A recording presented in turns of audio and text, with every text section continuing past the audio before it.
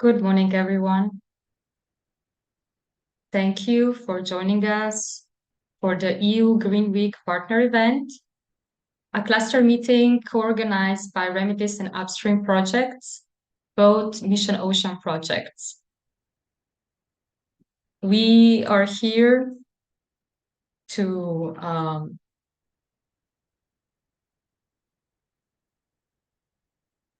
discuss microplastic in our waters, to see the water differently, and to see if it's really a choice between economy and environment. First of all, thank you to the European Commission representatives and all the distinguished speakers that took our invitation and are co-creating this amazing event that will enlighten us for sure. Just to briefly see the agenda, we will first have an introduction and welcome for the EU Mission Ocean projects Upstream and Remedies from the coordination teams. Then we will have a keynote from John Hanus on Mission Ocean, what it is about, and how you can participate. Then Maria Westerbos from Plastic Soup Foundation have a keynote speech on the topic of the event. And that will be followed by a panel with many distinguished experts that will show the perspective from the business side, science side, citizen and community in action. So we will really see all the things that we don't know yet about microplastic in water and see if we are actually losing this battle or not. And then the event will be concluded with a session on cascade funding opportunities for associate regions with 3 more speakers that will tell us more on what this is about and how you can also participate in this opportunity.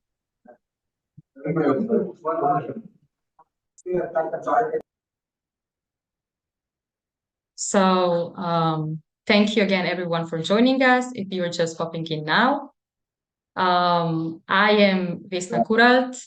I'm the project manager of REMEDIES, part of the coordination team, and I'm honored to be able to moderate this event. And without further ado, I will give the word to Uroš to first present the REMEDIES project very shortly. Thank you, Vesna. Hello, everyone. With Vesna, we are a coordination team for the REMEDIES. So REMEDIES, it's for the people that will see this in the future. We are at this point at month 18, so we're 18 months old. We started in December. We are connecting 23 partners from 12 countries, and we are happy also, you will hear it later, through the cascade funding, we continue to growing up our family. So we include 2 more partners from Malta and from Portugal. What is REMEDIES all about? It's the building a movement. I know it's a big word, but if you go to the work that we do, it all starts with us, with people. But since we are Innovation Action Project, we also are showing some innovative technology, which are divided into 3 pillars. First pillar is in the monitoring and detection, which is very important since we have to know, or we have to envision what the plastics or the plastic pollution is at this point and how the mitigation measure can be followed. The second one is collection and valorization. Here, as a REMEDIES, we put quite high goals. For example, we will collect more than 400,000 tons, 400 tons of plastic litter in different area. So we have 8 demo sites and 1 lighthouse. And I think this goal, 400 tons, is achievable since we're all now working together. We are working with a lot of NGOs and the communities that are helping us with the cleanups. another KPI is 120 cleanups, and we are already reaching half of those achieved. The third pillar, maybe it should be the first one, but it's prevention and zero waste. It's also the topic of our third or second open call. Here we are counting on you. So we will do anti-litter campaign. We will have a lot of appearances at the festival, and we want to show that there is an alternative to plastic pollution, or to stop the pollution itself. What we're offering here, it's for example, zero waste cosmetics, water fountains to refill your bottles. Then we have biodegradable fishing gear. Then we have biodegradable cups, green walls, and so on. So thank you for being here at this point. And as a coordinator of Remedies, I'm very happy to share my enthusiasm as a person to really go forward in terms of reaching the mission goals, which is to reduce the plastic pollution, not just in the places that we live, but globally. Thank you. Thank you. And yeah, it's true. It's all about collaboration. And actually, this is how this event was also created. It's in collaboration with the Upstream project, and both are actually tackling the issue of plastic pollution. Remedies is focusing on the sea, and Upstream is focusing on the river. So Anna Maria and Narinder, could you please tell us more about this?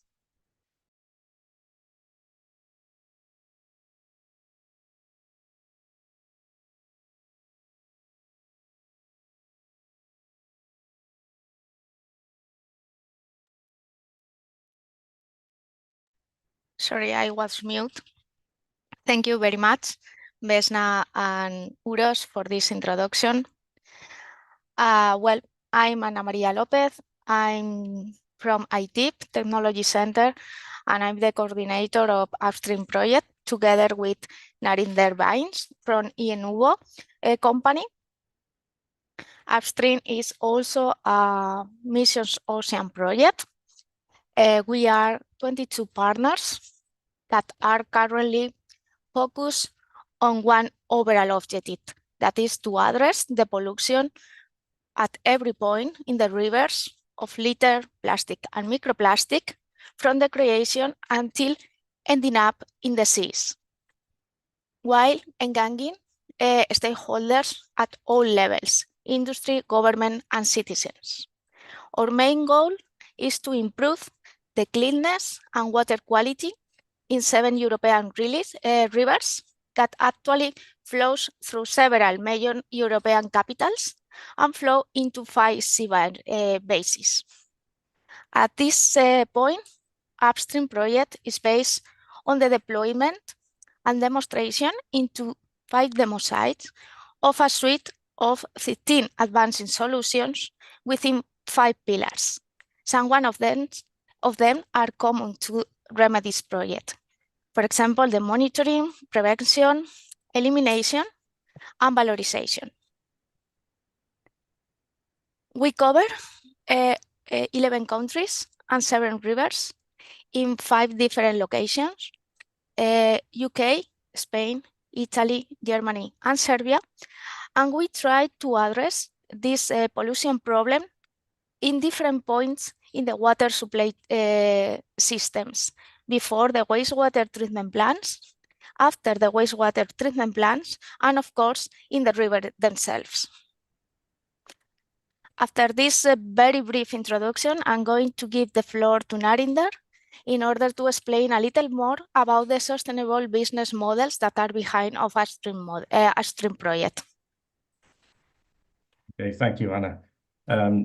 So sustainable and circular business models are important within the overall sort of EU mission program, but also specifically within the Upstream project. So we aim to embed sustainable circular business models into the program of activity. why by definition, a sustainable business model cannot decouple the environment and the financial, otherwise it wouldn't be sustainable. So I think that's an important point. And generally, people seem to think that sustainability only means one thing: if it'll increase costs, and it could be a threat to a company, organization. In fact, it's quite the reverse. Also, the EU has brought in new sort of legislation around corporate sustainability with the Corporate Sustainability Reporting Directive. So companies in the future are not going to have much choice but to do this anyway. So it's important to be doing this at an early stage and developing models that could not only help our partners that are within a project, but also to the wider communities that can replicate our activities. So with that in mind, we have several considerations within the upstream project that are consistent with advancing the concepts of the donut model, the circular model, which involves double materiality concepts. So within the project, we have 5 demonstrators proposed to test impacts, and we have work packages that are dedicated to reducing the impact whilst recovering materials for the circular economy via production of relevant monomers from plastics, litter, and microplastics. We have new materials to be identified and produced that further reduce the impact, whilst at the same time demonstrating new products for the market. New technologies for further environmental improvements and cascade funding to enhance the replication across Europe and other regions. So further development of the business model within the project will prioritize the opportunity to have the greatest impact on both aspects of materiality and circular business models and sustainable business models.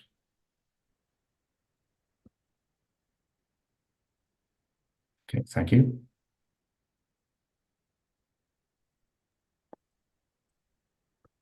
Thank you.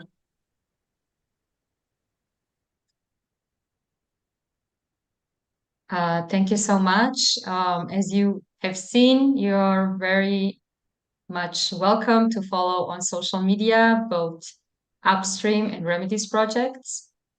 They are very interconnected and both also offer the cascade funding opportunities that will be discussed later at this event. So we can move along the agenda. So I'm going to be inviting John Hanus, who has over 10 years of experience in European marine and maritime research and innovation and a background in political science. He is a policy officer in the Healthy Oceans, Seas and Waters unit of the DG Research and Innovation. And we are very happy that he joined us today to share more about the EU mission Restore Our Ocean and Waters. The floor is yours.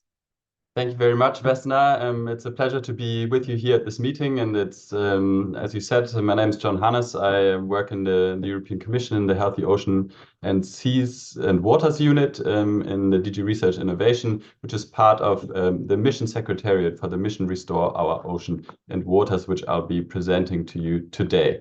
Now, the mission is a broad mobilization initiative where we try to mobilize member states, regions, businesses, academia, civil society towards a common objective of restoring the health of our oceans and waters. We have a specific objective of restoring by 2030 the ocean and waters, taking an integrated approach to the entire water cycle and the entire water system, so from inland and freshwater to marine waters. And we are trying to address the 3 main drivers of the degradation of the ocean's health. That is, on the one hand, protect and restore marine and freshwater ecosystems. Secondly, the prevention and elimination of pollution. And thirdly, the making the blue economy more carbon neutral and circular. We have very specific 2030 targets for all of these. On pollution, specifically a target to reduce plastic litter at sea by 50% by 2030 and reduce the leakage of microplastics into the environment by 30%. We also have targets for nutrient losses and chemical pesticides. To reach all of this, we're putting in place two enablers. On the one hand, a digital ocean waters knowledge system with a key deliverable of a digital twin of the ocean to put ocean and water knowledge at the fingertips of decision makers. And secondly, to mobilize broadly the public, citizens, civil society towards these common goals. Now, in terms of where we stand with this, we've had last year, or 1.5 years ago, published the European Union Zero Pollution Monitoring and Outlook, where we've seen that in terms of reducing marine litter, while we see a downward trend, we're not yet on track to achieving our 2030 objectives. For the microplastics, we've not yet had the data available because of the leakage of the environment is a difficult target to monitor. But it means just to show that there is a lot that still needs to happen. And we are very grateful to have the two projects today, the REMEDIES and UPSTREAMs, as two of our key projects, which are trying to drive the solutions in those directions. Now, how are we implementing the mission? We're moving really through 3 phases in order to connect the people and places where the transitions to a more sustainable and restored ocean and waters need to happen with the solutions and the knowledge that is necessary for the transitions. We're on the one hand mobilizing a broad set of actors through the mission lighthouses and mission charter and mission forum, and I'll get into that in a minute in more detail.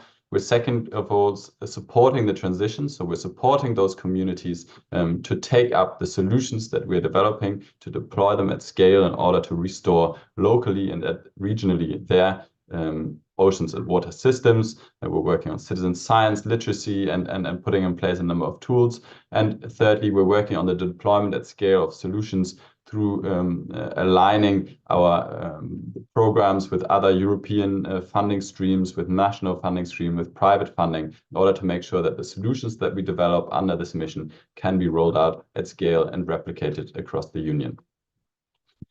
In order to implement this mission, we've put in place what we call these mission lighthouses.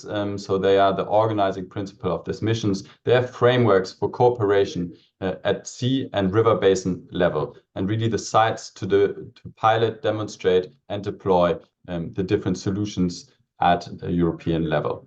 We're working also on community building, and we have a regular mission forum and have lighthouse conferences with our Blue Parks community established to work towards the 30% protection of marine protected areas. And we have very soon also our Digital Ocean Forum just in 2 weeks in Brussels, looking at this digital twin of the ocean.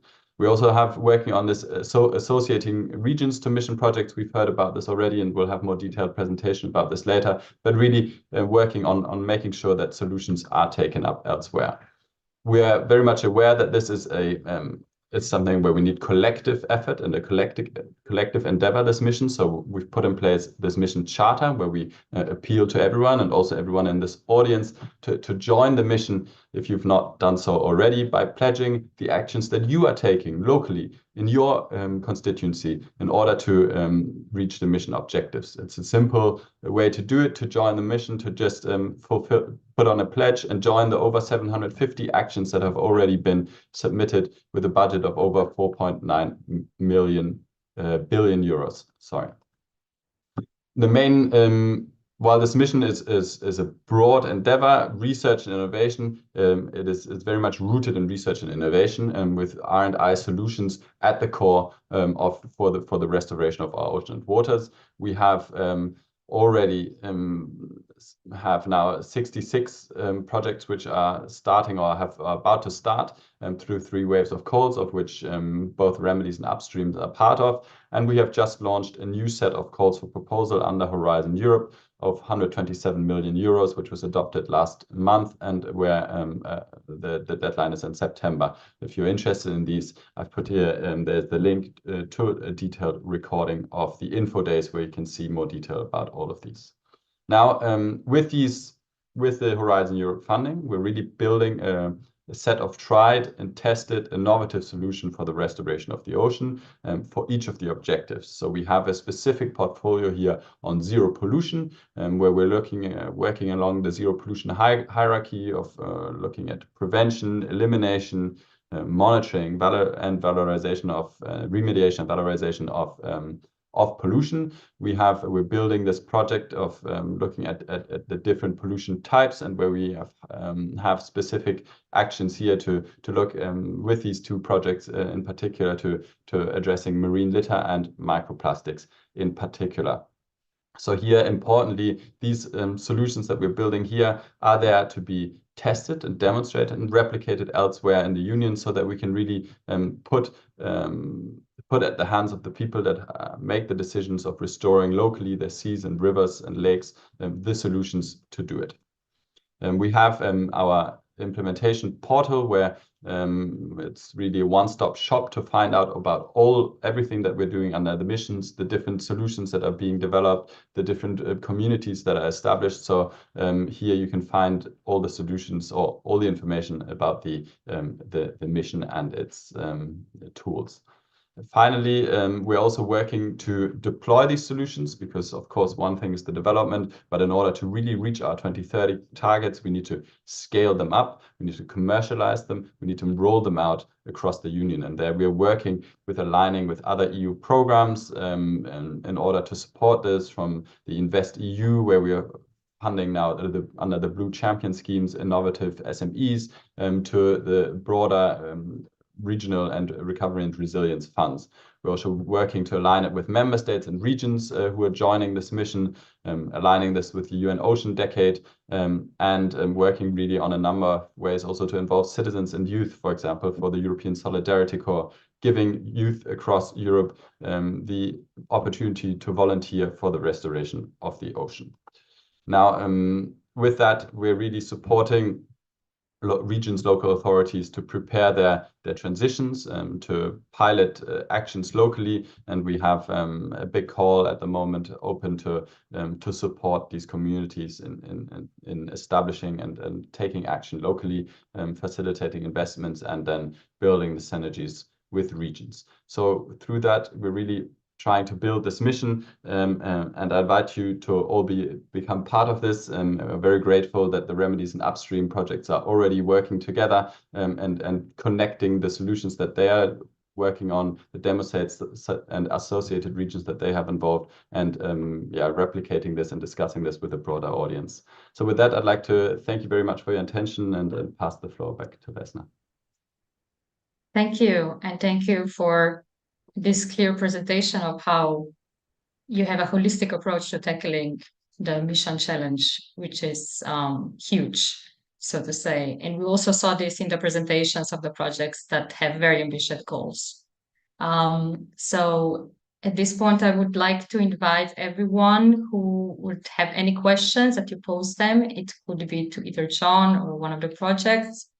On YouTube, there's a chat, so you can just type it there, or the panelists are also welcome to write it in the chat on Zoom. I do have one question for John, though, because I think it's really about collaboration, which is something that we're mentioning all the time. And you mentioned the mission charter and how everyone can join. Who is everyone? How formal or informal and has the action need to be in order to be able to pledge? Thank you for the question. The charter and the whole mission is a very inclusive process. We want to invite everybody to join. So we have from NGOs doing beach cleanups to governments pledging their big research projects or programs, or other programs that they're taking. So it's a broad scope. We're open to everyone. We want to encourage everyone to join us, because we're very much aware that the mission and the challenges of restoring the ocean need and cleaning up rivers or tackling pollution need a multitude of actions. There's not one big solution that we can find, but we need action on all levels. So it's really an inclusive process, and you only have to pledge the action that you are willing to take in order to restore the ocean and water. So restoring in terms of protecting the sea, combating pollution, or fighting climate change. So very inclusive process. Perfect. Thank you. Thank you for sharing this. And since we did it already, I can also share that it's a very simple form to fill out. So if you are excited to join this mission, go on their website and pledge to the charter. Since I see for now, we don't have any questions. Thank you, John. Maybe later you get another one. I will give the floor to the other keynote speaker, Maria Westerbos. She's the founder of Plastic Soup Foundation, an expert in mass communication, and has this amazing ability to strategize and bring projects for social change to life, which is an amazing skill. So she will share with us and enlighten us if it's really a choice between economy and environment. Maria, the floor is yours. Good morning to you all. And let me see if I can share my screen. Yes. Yes, we can see it, just not yet in presentation mode. Then I need to, sorry. Not in presentation mode. You go down. Yes. Down on the right. This one must be Right. This one, yes. Yes. So, I'm a little bit clumsy on the computer, as you all know by now. Yeah. Here, so it didn't go so well. Well, good We morning. still don't see it. I'm sorry, Maria. We still don't see it on the full screen. But even if we see it like this, I think it's fine. Is it fine? I see it a full screen. This is weird.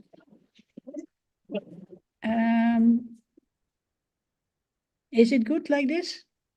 It's good. If it's going to be moving, it's okay. Okay, sorry for that.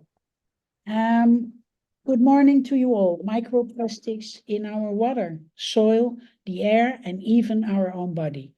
Is it still a choice between economy and environment? I am Maria Westerbos, founder and director of Plastic Soup Foundation in the Netherlands. For those who confuse us with the ocean cleanup, which sometimes happens, we don't clean up, we stop plastic pollution at the source. Otherwise, we continue to mop up with the tap wide open. But let me start with the fact that we now live in the plastic age. This stone was found on the beach in Hawaii and consists of molten plastic and lava rock. In thousands of years, these will be the archaeological finds of our time.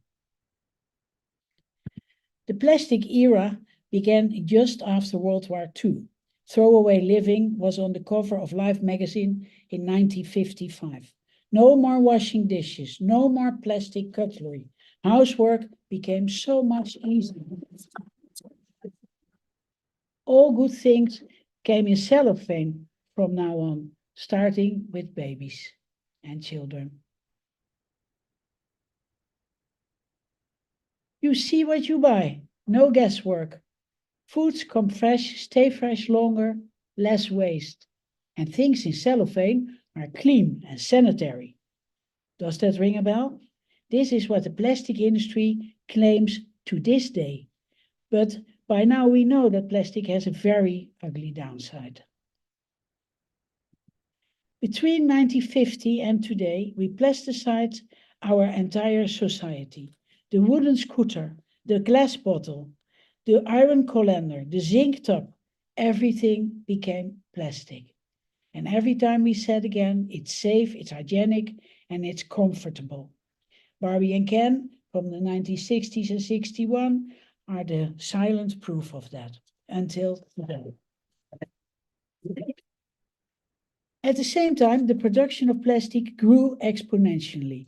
By 2022, with our synthetic clothing included, 500 billion kilograms were produced, 40% of which we then threw away within 20 minutes. That's over 200 billion kilograms of disposable plastic.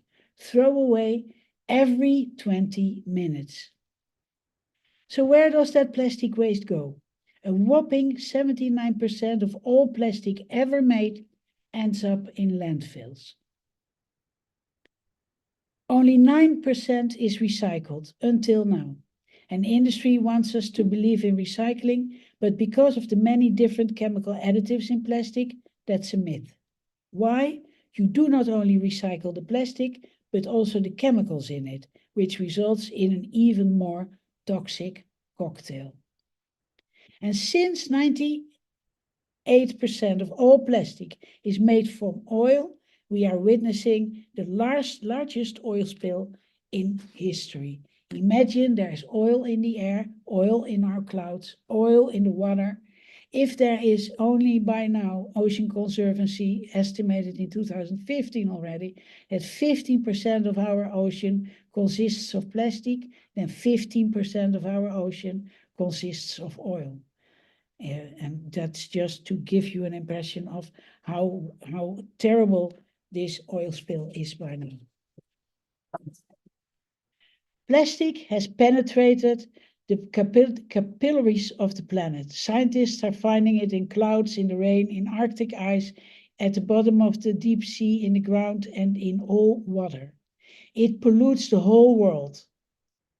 Have a look. Sri Lanka. The beaches of Bali, once paradise. Animals mistake plastic for food and eat it. This is a world photo winner, third prize in the category Nature. Holy cows. Waterbirds under an Amsterdam bridge building their nest with it, which consequently does not breathe, leading to the early death of the young birds. Do you still remember it, throwaway living? You can take it quite literally nowadays, because that is what we are doing. One question remains. Since animals get sick from plastics, is this also the case for humans? We know that plastic has been found in our blood and also in the placenta of unborn babies. More and more scientists are very concerned and ringing the alarm bell. So is it really a choice between economy and environment? I do not think so anymore. Within 70 years, plastic became a serious threat to our planet and ourselves. It's high time to turn the plastic tide. Thank you. Thank you. Those were some unexpected statistics and are raising a lot of concern. With this, I would like to invite everyone again, if you have any questions, that you share them in the chat, both on YouTube or on Zoom. And I have a question from Maria about the future, because we heard all of the efforts that different projects are putting in, and the Mission Ocean, the charter being super inclusive, trying to connect everyone, because to be honest, only together we can make something extraordinary and face challenges that you just described, basically. Are you hopeful? Like, what is your idea I do think or prognosis? There are a few things. Last year in Paris, during the negotiations for the plastic treaty, Inc. 2 it was called, there was hardly any talk about plastic and human health, and it was all about polluting the ocean. By now it's also the environment, not only the oceans anymore, and at Ottawa, Inc. 4, there was a lot of talk about plastic and human health, which is very hopeful. Because I think in the end, we need to keep oil companies and the plastic industry accountable for what they do. And personally, I'm very impressed by the European Union, which is taking the lead worldwide in taking the right measures to stop this plastic tsunami, which is really, as science say, disastrous for next generations especially. I'm not so worried for myself. I'm worried for next generations, and that's what I fear. And I think we all have the responsibility to take care of those kids which are not born yet. And and I do think we can do it. We did it with the ozone layer. We did it with asbestos. We did it with DDT, and we did it with sour rain. So we can do this again. And in that sense, I'm hopeful. I never give up. Otherwise, I would have stopped a long time ago. Great answer. And I think everyone in the room and also listening on YouTube for sure agree. That's why we are here, because we are here to make a difference with what we can do with our own contribution. We have a couple of more questions for you, Maria. One is from Ana Maria, the coordinator of Upstream. What do you think that are the best strategies that to deal with this situation that you described? So she's asking about the strategies. Yeah, I think there are a few options. What we need is materials that are not plastic but have the same capacity. And there are already, most people don't know, over 230 materials that replace plastic and are completely biodegradable, but they need scale up. So it's important that we stop investing in single-use plastic and that we start investing in those materials. A few companies that are great examples are Notpla in the UK and Xampla, which is also producing plastic that looks like spider webs, but is no plastic anymore. And the other strategy would be governments that take responsibility for the thing is that if we get sick from plastic, and there is more and more proof of that, then the costs, the medical costs for all the things that overcome us now are higher than the profits of plastic. So that's also a reason to change our ways. And with that, we need the European government again, the European Commission again, to set the examples. And next to that, all the big projects that you all are running are very important to mobilize society. We must do it all together, all people together, and not so take over from industry. And let's change the world as a community of civilians. Yeah, true. Community, that's another strong word, I would say. Very true. And there is another question from Cynthia from Severn Trent Water.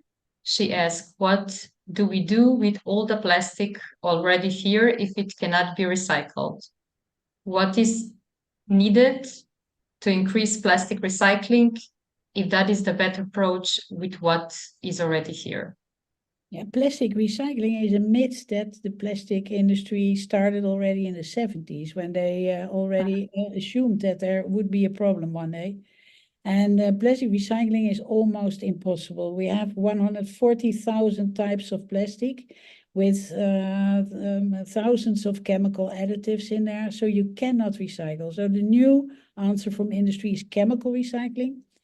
And chemical recycling is that you melt all the plastics together, get the additives out and produce recycling-wise new, not virgin plastic, but plastic from the old plastic.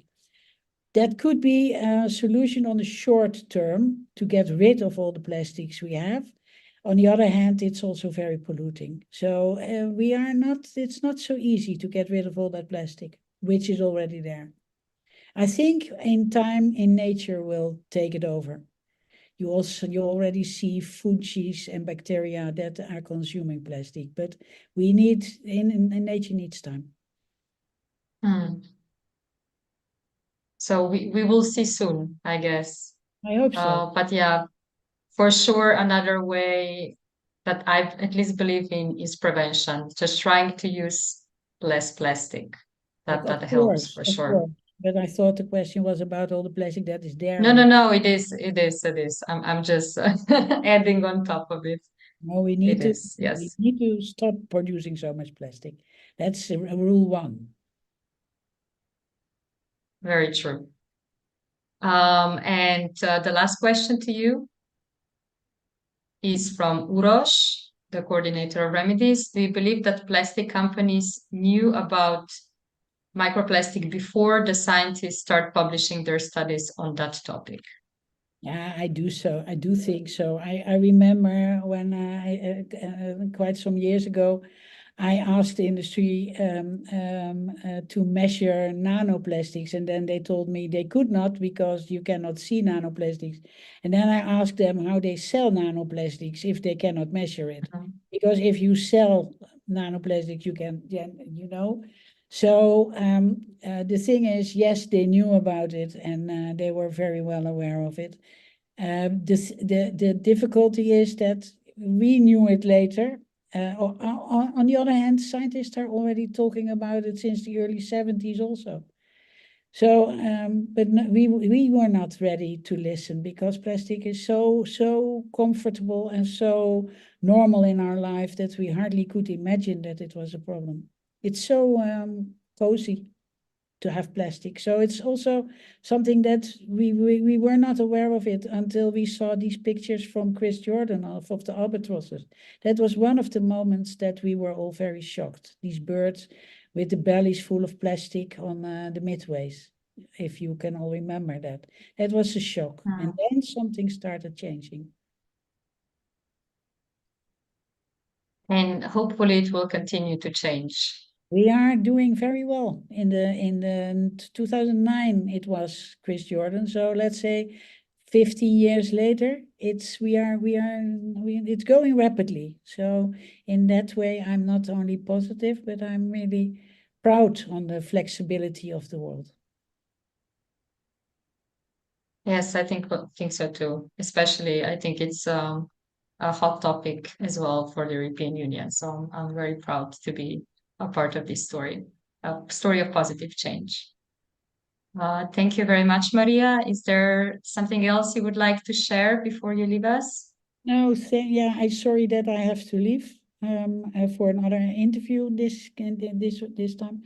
But thank you very much for having me. I'm very pleased to be part of this group and hope to see you all soon again.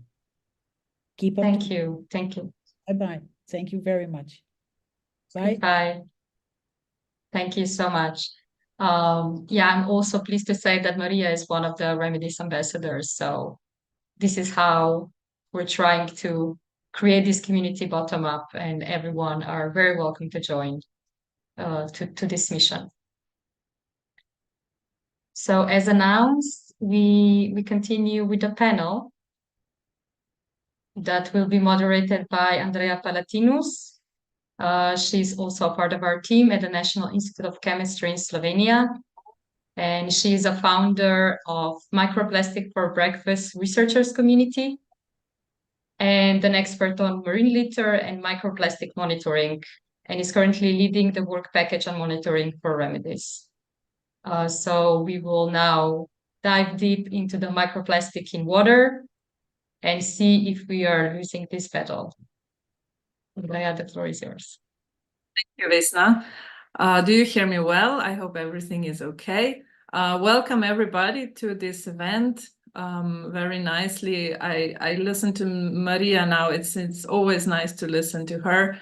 I mean, she gave us some hope and definitely a positive outcome of her speech. And let's see what our panel speakers will say about that. So welcome to our panel discussion entitled Microplastics in Water, Are We Losing the Battle?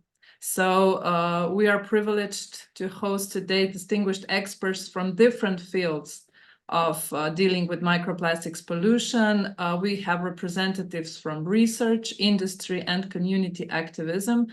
As Vesna said, my name is Andrea Palatinus, and I'm coming from Slovenia. I conducted pioneering research on microplastics in marine waters in Slovenia in 2009. And since then, I saw that things are changing, as well as Maria said. We quickly learned that implementing theoretical solutions often confronts complex challenges that can render them impractical. So even if we think that we have solutions, somehow we face and challenge practical implementation of those solutions. But despite these obstacles, we continue to witness how dedication, persistent, and effective communication can influence legislative and industrial changes, reshape consumption patterns, and drive the adoption of innovative solutions. Currently, new legislation and voluntary measures are being enacted across various sectors. Nonetheless, the extent of micro and nanoplastic pollution continues to unveil itself, raising critical questions about the feasibility of resolving this issue. So to kick off the discussion, I would like to invite all of my 6 panelists today, coming from all over Europe, one even on boat, I think, to give us a very short elevator pitch, like a 1 minute or 2 introduction about yourself, who you are, your main area of expertise, and what drives your passion for addressing microplastic pollution. This will give us a snapshot of your background and help set the context for the insights we'll be sharing today. So, Dr. Katrin Schuhen, please start. And you can all turn on your microphone so you can speak freely also in between. But we will begin with Dr. Katrin. Hello, everyone. My name is Dr. Katrin Schuhen. I'm the inventor, founder, and CEO of the non-profit startup Wassersreo from Karlsruhe in Germany. And since the foundation of Wassersreo in 2020, we are on our mission for water without microplastics. To get there, we take a holistic approach, combining science, technology, education, and awareness raising, following a clear strategy in 3 words: detect, remove, reuse, to reach 0 pollutants in water. This is where our company's name comes from, and this is what we do in detail. Wassersreo Detect makes the invisible visible. It's our new, simple, easy, fast, low-cost, and standardized microplastic analysis in water. For the first time, it enables process control of wastewater treatment processes and hotspot identification. Knowing about the hotspots and the levers for waters without microplastics, we innovate and scale our removal technology, Wassersreo PEX, based on easy clump and skim. A reactor equipped with a stirrer helps to localize the particles. The magic reagents, called hybrid silica gel, initiates the clump and skim technology. After just minutes, we got larger agglomerates like popcorn-like clusters floating on the surface. In the end, easy separation and reuse of waste. The waste can be used as construction material or building roads. With Wassersreo PEX, we provide multiple economic and ecological benefits with various measurable contributions to achieve the Sustainable Development Goals. Besides multiple awards and certificates we received since the foundation, we built our business strategy on open innovation and data. Together with our education and awareness raising campaigns, we reach not only industries and wastewater treatment plants, we reach the society, the individuals, you and me. We believe that social challenges like microplastics in our waters need responsible solutions. And this is what Wassersreo represents. Thank you, Katrin. Okay, let's see the next one, Milica Velimirovic from Vito, Belgium. Hi, Andrea. Thanks for the invitation. So I'm Milica Velimirovic, working at the Flemish Institute for Technological Research. My background is a bit different than from Katrin. I am environmental chemist, and our main goal is actually to find or detect invisible, as Katrin already said. So the main goal of the research group that I'm working on is to trace the nanoparticles from the metallic nanoparticles that we all know to the nanoplastics. This is the main goal and the main research topic that we are investigating. However, I want to mention also that at Vito, we are all under same umbrella, and that's the sustainable chemistry. Already for now more than 20 years, Vito is working on the sustainable chemistry as one of the pillars of the institute itself, where we are involving the industry, the different stakeholders, as well as the academia on this topic. And finally, I just want to say, as mom of 2 kids, I think we have to leave something good to our next generation, and we have to learn them how to change their habits in order to have a better and safer world. That's all from my side. Thank you. We will delve deeper, later. So really just sweet stuff for the beginning. Next is Nolene Mariappen from UK. Invite her. Hi, everyone. Hi, Thank Nolene. you so much. Hi, thank you for having me, and thanks everyone for joining us. I'm from Think Ocean CIC in the UK, co-founder of the organization, along with founder Hugo Valdez Vera. There are three things that we predominantly focus on. The one is technology. So we develop technologies which are focused on monitoring. Monitoring to increase awareness around essentially behavior of plastic in the environment. For example, the journey that plastic takes from inland toward the oceans. Because a lot of people feel like if they're polluting inland or dropping a piece of waste or plastic or whatever it might be, on a street somewhere, it doesn't necessarily make its way to the ocean. And also under the banner of the Horizon mission for the Upstream project, we're developing technology that retrieves plastic from below the surface in rivers, collects it, and then developing circular economy programs around that. The other area is education awareness. It's massive. That for us is one of the most important things. If we don't get community on board, there is no change in behavior, and it doesn't matter about all of the fantastic innovations that we come up with and everything that's happening in science. If that's not actually played out and rolled out in communities, nothing changes.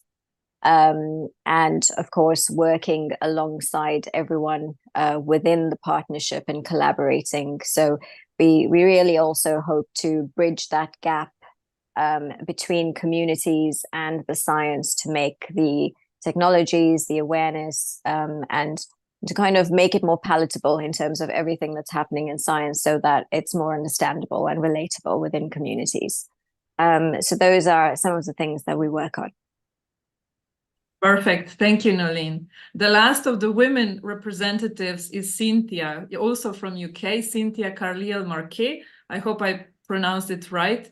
So Cynthia, welcome. Thank you very much, Andrea. Yes, you pronounced it perfectly. Well done. I work for Severn Trent Water, which is a large service provider for both clean water and wastewater. We serve about 4.6 million households within the middle section of the UK. That's our geographical area. Within Severn Trent Water, I work in the innovation team, and my specialist area is wastewater systems. So I'm really passionate that we think about wastewater treatment in terms of the whole system. So right from the customer drain all the way through the collection system, the wastewater treatment system, and then the down to the river as well. I would say my passion has always been environmental protection. And although I'm a technologist at heart, I'm very, very interested in how people interact with the environment and technology. I'm very interested in some of the new, the emergence of the citizen science and how that's driving changes within the UK and Europe. Very good point, Cynthia. Now we will move on to the male part of the panel. So we have two researchers actually with us. The first one is from Germany, Dr. Stefan Wagner. Hi, Stefan. Hi, hello everybody. My name is Stefan Wagner. I'm from Germany. I'm working at the Hochschule Fresenius, and I'm leading there the Institute for Analytical Research. For myself, I'm actually an environmental scientist / engineer / ... It's interdisciplinary. So what we do is interdisciplinary research, where we want to provide and tackle solutions for more global problems which are related to environmental problems. One example is microplastics. There's other examples, PFAS, a similar global issue. And what we actually do, we try to kind of connect our students, to create awareness on their side, how to tackle such problems, how to solve such problems, teach them in technologies you can use to tackle such problems, and then transfer these ideas and these solutions we created to communities, to stakeholders. Yeah.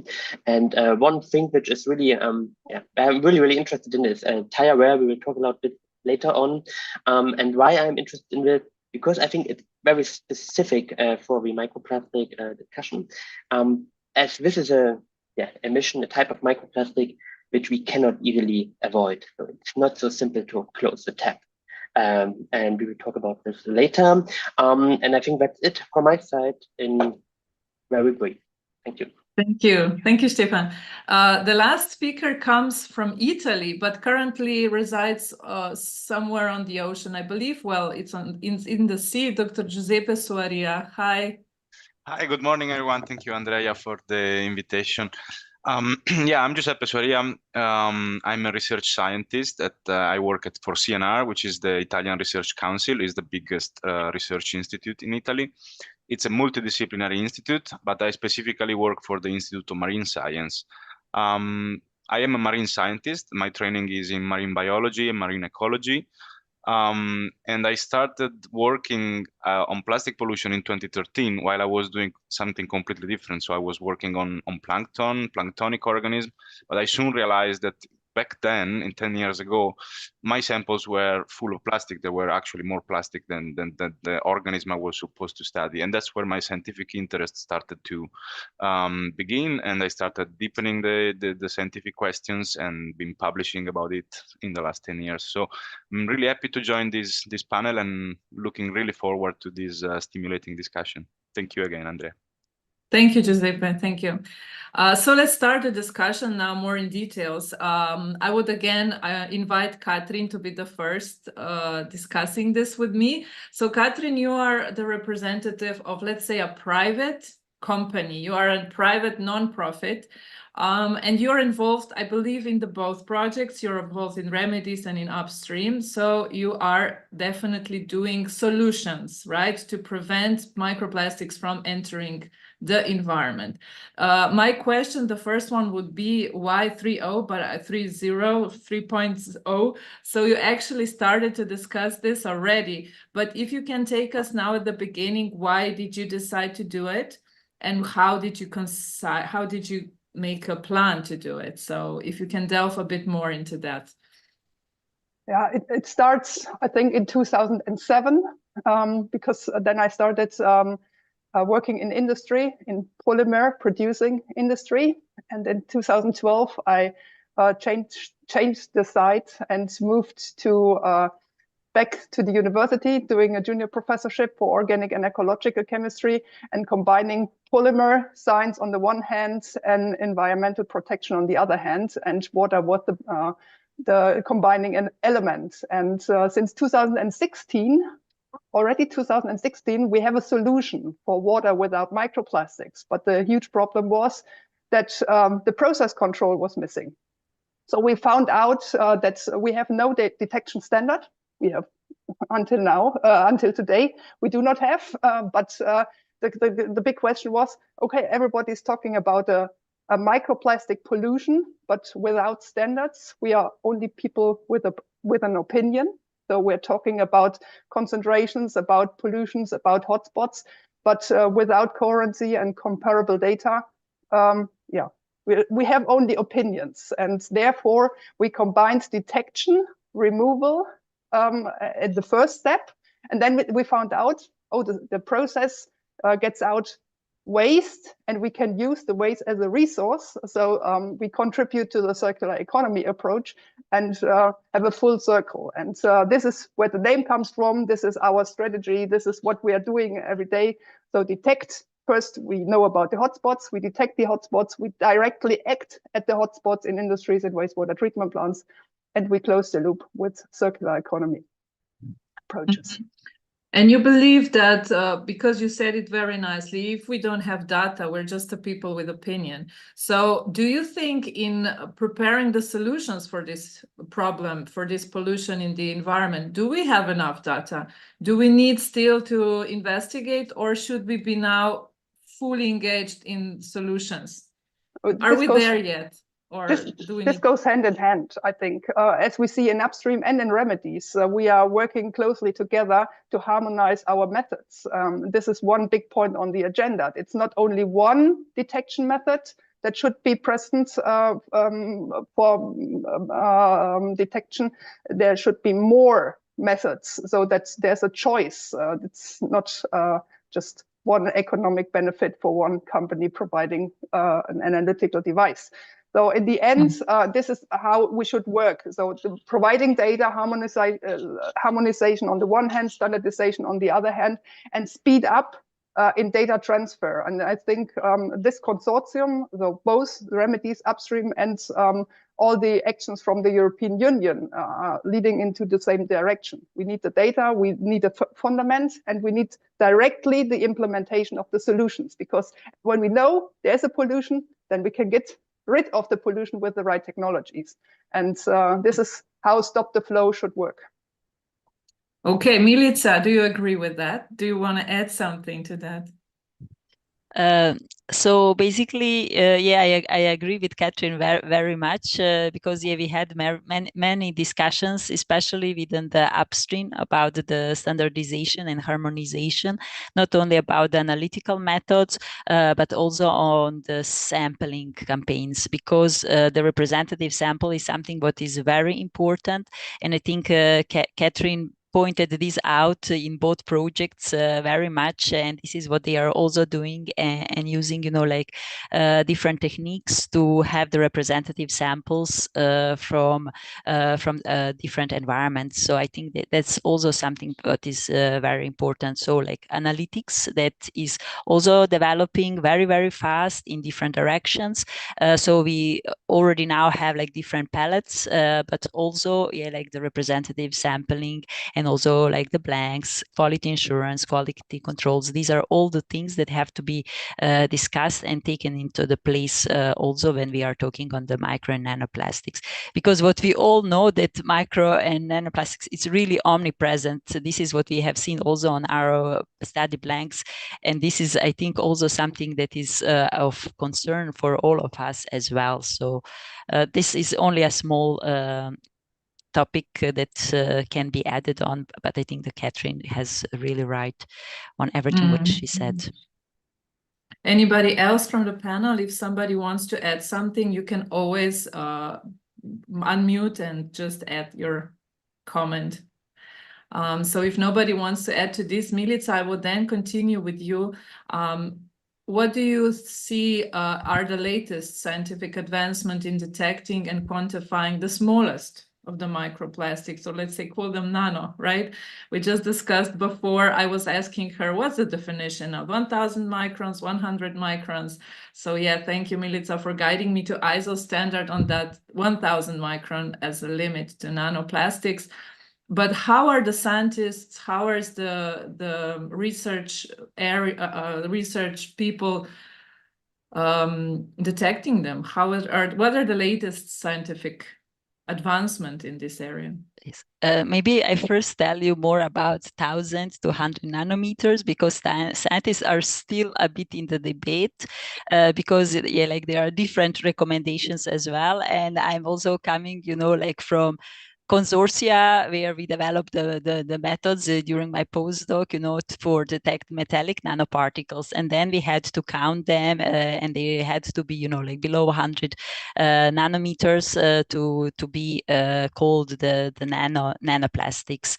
When we are talking, of course, to the nanoparticles, when we are talking to the nanoplastics, the story is of course different. More and more is now introduced that the nanoplastics is everything below 1000 nanometers that we were already discussing. When we are talking about techniques, I still have to say that yeah, they are already, you know, like some ISO standards which are in the development phase with you know, like different analytical methods to be used for the analysis of the microplastic, and that's mostly the imaging techniques. taking into account like the micro FTIR or micro Raman. And these are the techniques that are used by the scientists. But when we are going more to the nano world, I think there are, you know, plenty of techniques like scanning electron microscopy, like atomic force microscopy that we use a lot, like at Vito, to detect nanoparticles once when they are released, for instance, from different products.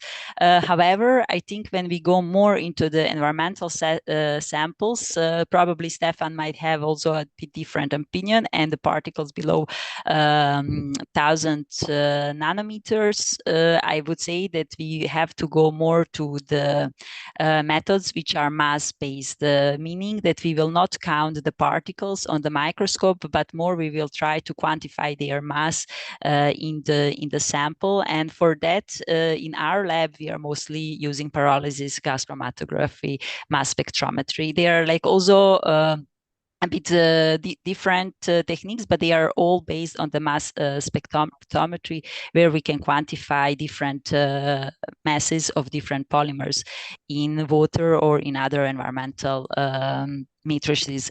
Also, this one of these techniques was also used once in the very first papers where the micro nanoplastics were detected in the human blood and so on and so on. I would like try just to say once again, we have the plenty of methods. However, we still have to work a lot on the sample preparation procedures. The concentration of the nanoplastics is very low in certain matrices, and we have to be very careful how and where we're going to extract it, and what are our quality control and quality assurance procedures. I also have to say that we have to use a lot of interdisciplinary approaches to move forward. And of course, the question is like, what type of the microplastics or nanoplastics we are tracing for? Are they, as we all mentioned, plastics coming from the regular consumer products, being like the textile or the plastic packaging industry? And then, of course, if they are the tire particles, that actually Stephanie is an expert in it as well. So these are like just a few things that maybe I would point as something where we have to go with the methods, and especially like the methods sensitivity, accuracy, and efficiency is something that we have to take into account when we are talking about the analytical methods for a low micrometer range microplastics and nanoplastics. Sure that the development of the scientific detection techniques for nano and microparticles is very important also for the industrial partners, for the commerce sector, for all of the people that would need actually to come up with the solution part. But you gave me a very nice introduction to Dr. Stefan. Stefan already unmuted himself. That's very good. So as we delve deeper into the complexities of microplastic pollution in our aquatic systems, understanding the sources of microplastics is crucial for effective mitigation strategies. And could you discuss, Stefan, maybe I know that you were in CETAC meeting and where you chaired a session on tire wear particles, but maybe for the beginning, let's start thinking and discussing more about what are currently considered the most significant sources of microplastics that are impacting our water bodies. Can you delve a bit about that? Yeah, so as a scientist, I would normally say it depends. Yeah? But I try to give you a more pragmatic answer. So when we talk about sources for microplastics, we always have to kind of consider also, at least from my point of view, the macroplastic, because we emit this as well. And that's why my answer would be that these, let's say, littering debris, plastic debris, which is released into the environment via various pathways. And one of them is littering or mismanaged waste, we also call it sometimes, as a main source for plastic material in the environment. And these macroplastic, which are then included, a plastic bag, for example, which will fall apart and will create microplastic. So it's a source for microplastics again. So that's why I think it's important to consider these macroplastics when we talk about emissions as well. So for me, or the most important part in terms of release of mass, in terms of sources, are these littering pathways. Yeah? And now, that's why I said at the beginning, it depends. Yeah? It's different globally, so it's not everywhere the same. So for example, these littering pathways are predominantly relevant in Asia, in Africa, partially also in South America.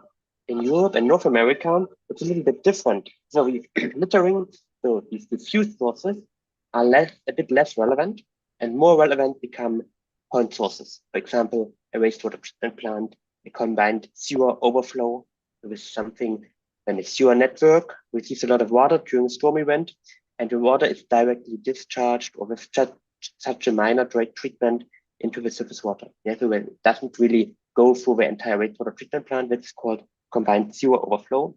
And these overflows or these events also trigger or cause quite high emissions of plastic material, but also other contaminants, not only plastic. It's also pathogens, it's also pesticides or pharmaceuticals, and so on and so forth. Yeah? So that's why it's a bit, it's globally different. And that's the implication of this different is, of course, that we will have different mitigation strategies. Yeah. So in a region where we have more littering, more mismanaged waste, the problem, more sophisticated wastewater effluent treatment would maybe not tackle not reduce the entire source. Yeah. While in our region, here in Central Europe, wastewater treatment plant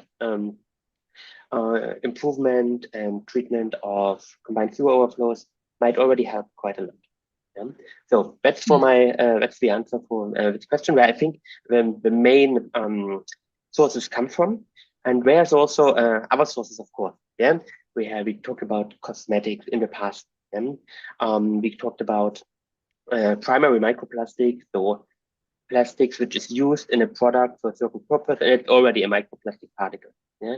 So, but this is in the European Union. It's quite well under control, so we can close the tap. I always say, yeah, we can close the tap. And there's another source or another type of material you mentioned earlier. It's tire wear. Yeah? And in some discussions, tire wear is also considered microplastic. Personally, I think it depends. Of course, it depends again which definition you look at. Yeah, if these polymers which are used there, the rubber, is actually considered a plastic or not. But what I think, what is here really different from all the other plastics we're talking about, that we actually, it's very difficult to close the tap. Yeah, there's high emissions, so there's a high potential, there's a high mass emission. So for Germany, it's around 100,000 tons per year. What is generated doesn't mean that everything of these 100,000 tons goes to the environment. But if we ask ourselves, so how do we want to close the tap? It would mean that there's no vehicle traffic anymore. Yeah? And not only considering individual traffic, so we take the car and go to work or go to our recreational activities or to holidays. And there's also a lot of vehicle traffic, which is just sustaining our society. So there is transport of goods, yeah, there's health services, there's all these tiny things which we take for granted. And if you think about tire particle and say, okay, we need less, yeah, it's not so easy to kind of close the tap, yeah, without having substantial changes. But this is maybe also a discussion. Would need a massive change in the behavior of the people. Yeah. Yeah, exactly. And that's why there's a couple of measures ongoing. But this maybe I don't know, Andrea, should I talk about them now, or do you want me to talk about them later? I would go on, because we would have to shorten our discussion a bit. Yeah. But you gave me I wanted to jump to Giuseppe, but then you gave me this social aspect, and I would still lead now to Nolene. Giuseppe, we will come to you, I think, right after. But Nolene, this really nicely comes to, drive us to this societal aspect of mitigating this plastic pollution problem. You come from Think Ocean company that is dealing with exactly this, right? So have you found that the general public is adequately aware of this issue? I would firstly ask, and what strategies in your experience have proven to be most effective, and which needs more room to improve? So if you can delve a little bit about this, because we all know that we need to tackle this issue from the global societal perspective. Absolutely. Thank you for that. And there's so much that everyone's been picking up on, and little elements that tie in. When we think about the environment, and I know the topic was related to the economy as well, we can't remove that from general community and general community needs, but also demands, because that drives the economy.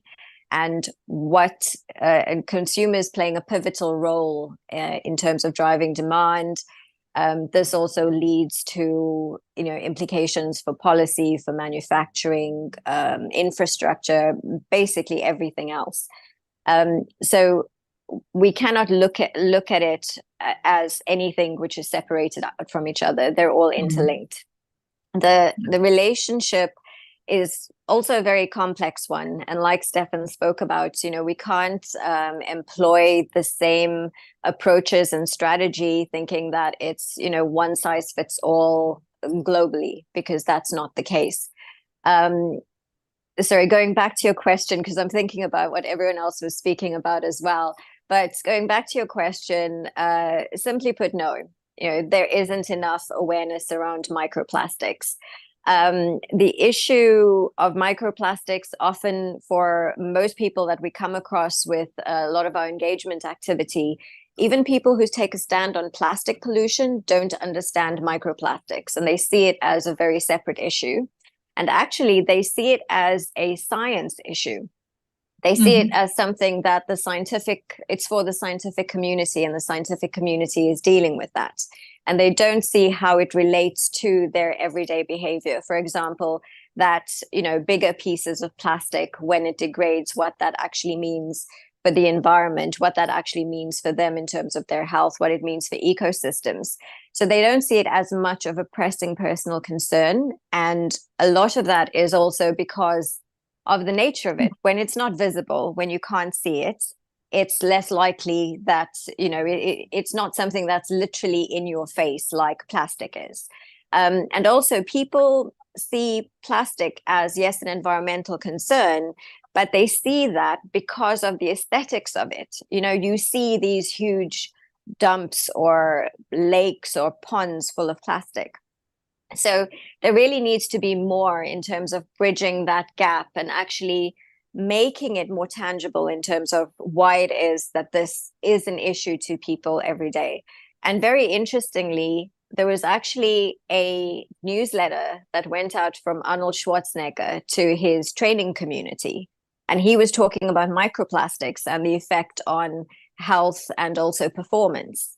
Now, people who don't necessarily know anything about microplastics, even if they don't care about the community, the environment, they care about their performance and they care about their health.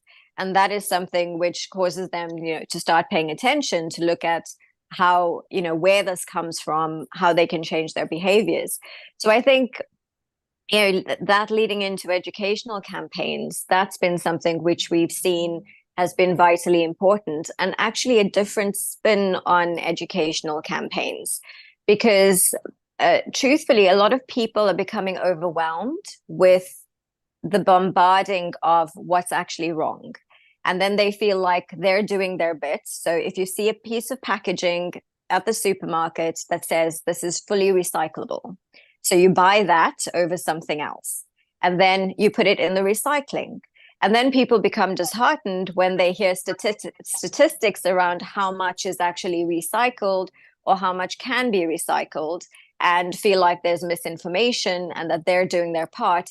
So I think there needs to be a lot being done around awareness around where responsibility actually lies. So as a member of the community, as a member of the public, if you're doing what you feel is your bit, what's happening thereafter? If the environment is still being polluted, whose fault is that?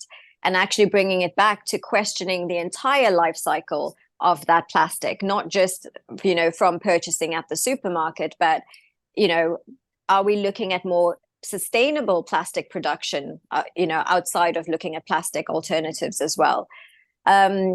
What we've seen as being very which has gained a lot of interest in terms of the education space. And I know John spoke about digital twins. We're actually looking at immersive and gamified education and how it is that we engage the next generation with what the problems are now. And using this immersive space, it allows for us to visually recreate what you can't necessarily see in real life physically, right? So there's been a lot of interest around that, a lot more in terms of being able to actually demonstrate that entire life cycle and the journey. And also what's been really great is that, you know, we'll be able to showcase a lot of the great projects like the ones on Upstream and on Remedies, to be able to bridge that gap between the science and community. So we're going to be piloting with 38 schools and a college and a university.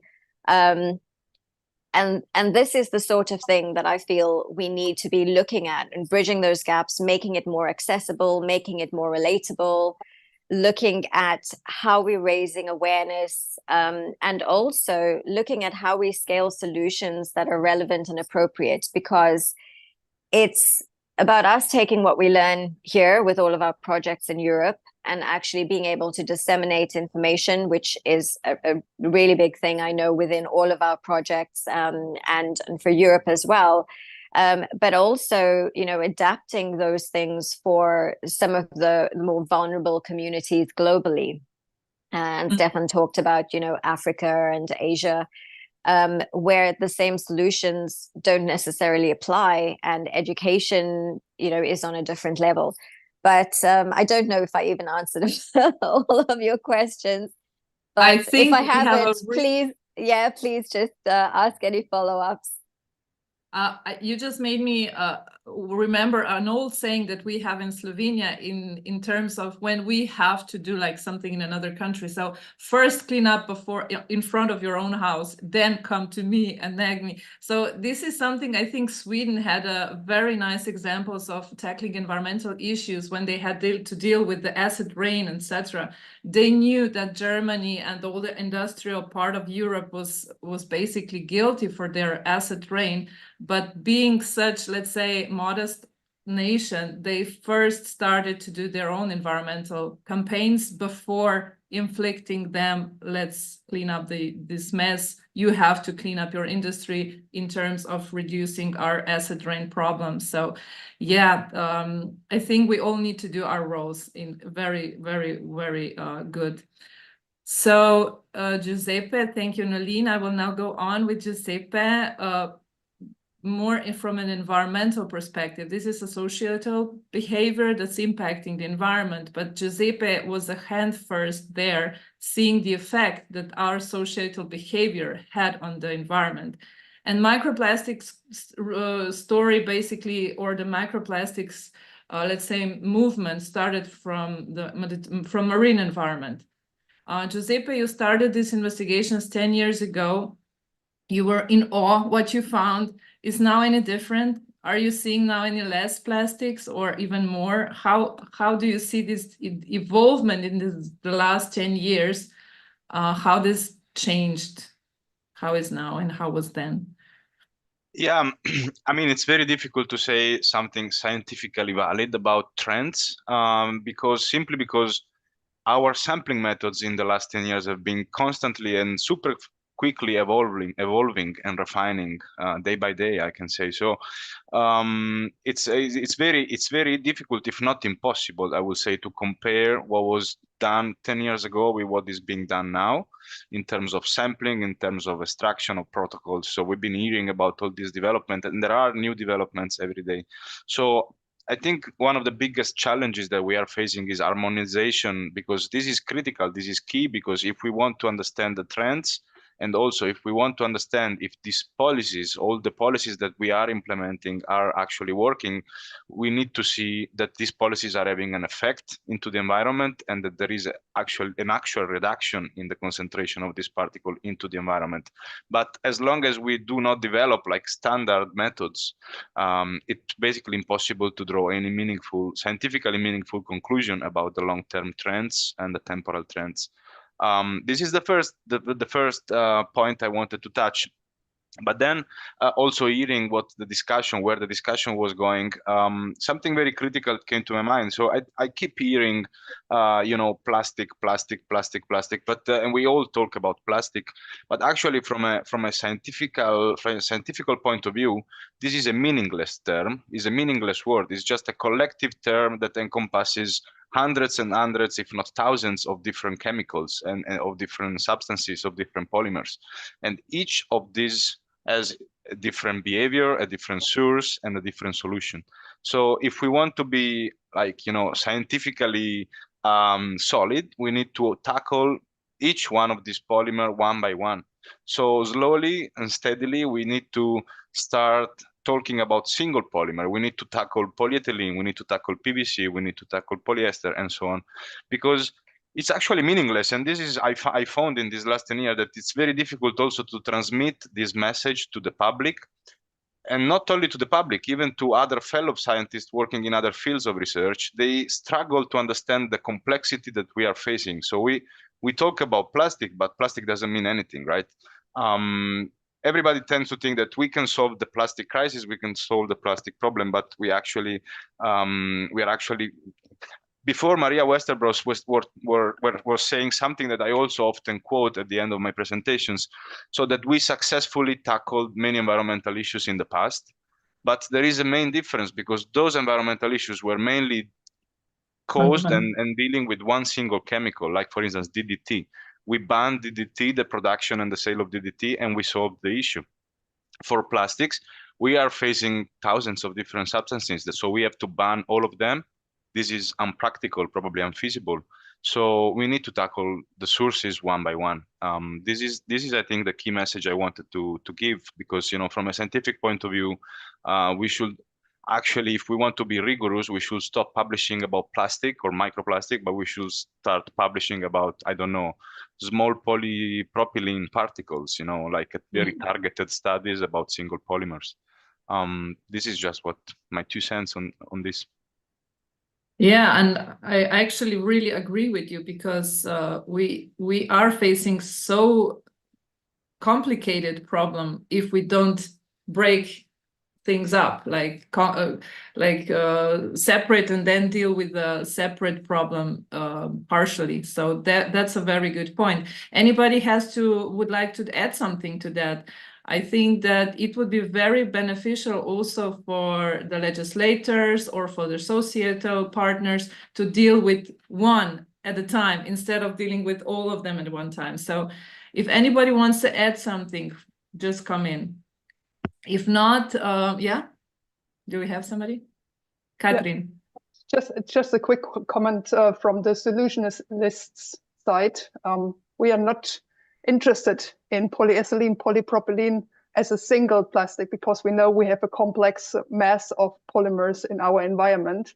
And for the solutionists, it's interesting to tackle all the polymer types, not only focusing on single polymer types. And this is the gap between science and technology, innovation, whatever, because here we need to close the gap. It's interesting to know where the sources are.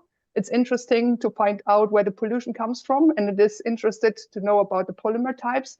But for the solutions, we need to get rid of all the polymers in our environment, and that's it. So for us, it's not a big number to know about the polyethylene concentration in our waters. It's about how much microplastics is in the water and how can we remove it very fast and very quick. Interesting feedback. Giuseppe, want to add something? Yeah, no, not really. I mean, both sides are actually true, but I do agree with you, Andrea, that complex problems are better tackled, breaking them down in fewer and smaller problems. So this is my point of view. I think it's easier to focus on single polymer, because the variety and the complexity of the sources is really not negligible. The more we study myself, the more I studied in the marine environment, the more we understand that simplistic view that we often had that in the past, that for instance rivers are the main sources of plastic. Well, we are slowly realizing that this is probably not the case, and the more we read publications basically demonstrating that actually there is a continuous and constant diffuse flow of these tiny particles from the normal wear and tear of all the items that surrounds us. So the fluxes to the sea are constant and from everywhere, and mainly from the atmosphere. This is what most of the research is showing now, is that actually most of the smallest particles are actually arriving at sea from atmospheric deposition and not from the rivers. Well, I think tackling a complex problem, breaking it down in smaller problems is probably more effective. But I do understand that we should not lose like the bigger picture. Like the bigger picture is all polymers are problematic, Yes, definitely. and so that's our final goal, right? But if we want to have effective solutions, I think we should probably break the problem in smaller. Yeah, it's easier to tackle them. Stefan, you have something to say? Yeah, but just I agree with both what Giuseppe said and what Catherine said. So it's a good example for like how communication from these different stakeholder side is required in such a complex problem. And I was just wondering, like we call it microplastics, and maybe it's also a reason because of the simplification of a problem, because it's such a it's a public debate, and the public really need simplification to understand and to follow. And since it's so much triggered also from the public doing research here, could be a reason why the simplification entered the research column in such a quick way. So normally you would simplify after you get the solution for all aspects, and then you simplify. But in this case, it was the other way around. You first simplified, and then you try to find solutions. Solutions, I mean, not only technical, how to remove, but also solutions how to quantify, how to detect, how to determine impact. Because I think this is also very important to see what's the impact of these different polymers to understand. Where's the real problem? So what is the real problem? Which polymer or which additive is the real problem, and which we should maybe replace by a more sustainable solution? That's what I wanted to add. Okay, we want to go to the solution part now, because what we have to do is solve the problem. So either we're going to do it as a whole elephant, or we're going to cut an elephant into pieces. We have to solve this issue sooner or later. So Cynthia Carlier from UK is dealing exactly with this. So they are somehow an emitter of this pollutant into the environment, and they're trying to reduce that. So Cynthia, as a business that is trying to solve this problem, what are the biggest challenges that you're faced with? How do you do that? I mean, what's the most important thing that you need to be paying attention to? So that's a really interesting question. Actually, every single challenge that everybody's been talking about relates directly to us as well. I would echo the first challenge that Katrine mentioned, Milica, Giuseppe, is the analysis. So for us, if we can't measure it, it's very hard to remove it. And it's currently the analysis, it's challenging even for the academic community. For us, our accredited laboratories, we can't go to them and actually dial up a standard suite and say, could you measure for this? So in terms of it's fantastic though, the missions that give companies like Severn Trent the opportunity to work directly with the academics so we can understand the challenges and be early adopters. So yeah, just wanted to put that one out there, although that's not one that we're directly dealing with. Then thinking about it, so I always think of the wastewater treatment systems as a whole system coming right from the customer drains, and using what Maria said about a tsunami of microplastics. She's put this image in my head of this tsunami of microplastics coming down the sewers every day and arriving at the sewage treatment works. Severn Trent has over 1,000 sewage treatment works of all different sizes. And, one of the challenges is understanding what's arriving in terms of microplastics. As we were saying, Stefan was talking very much about the different sources contributing to what would arrive at the sewage treatment works. In terms of, just some of the questions that we'd have to answer, what types may be less important for us in terms of the chemistry, as Katrine said, but certainly in terms of the size and the shape and the mass. That's really important because that determines where it's going to come out in the treatment process, so where we need to tackle it. So actually that mass balance, which is also something I'm very pleased to say that Upstream is actually looking at in Work Package 1, actually looking at the mass balance. Where does it come out? Is it coming out? We know from previous studies that by mass, most of the microplastics seem to come out right at the front end of sewage treatment, where we settle the sewage and get the sludge out, which means that it's a problem going into the sludge route. Which means that it's an issue if you put your sludge to land. That's your environmental route, so it's going through that route. But as analysis gets better and better, and we get better at actually measuring the small particles, and the scientists are having more understanding about what are the impact of the small microplastics and the nanoplastics in terms of if they go through the wastewater treatment works, which certainly the very small ones will be going through the works and getting out into the rivers. In terms of the bioaccumulation, biomagnification, what are their impacts? So you asked me about the challenges. I think the challenge for wastewater treatment is, where do we tackle it? Where do we tackle it best? Do we actually... What do you mean where? In the process? So yeah, where in the whole system, actually? So yeah. I don't know, just cut me off if I'm going too far with this actual question, but where is it best to tackle it? So from an innovation viewpoint, I'm very interested in getting surveillance or intelligent surveillance actually of our wastewater systems, so we can understand what's coming down the sewers from where, and then we can track it back up and possibly tackle it at the source, which I think would be, with all the micropollutants, with the tiny pollutants, it's got to be the most effective way of doing it. But until we can do that, we looking at tackling it actually at source. Is this a sludge issue, or is it a final effluent issue? I would argue it's both, but they're different issues. I'll stop there and then I can expand. Okay.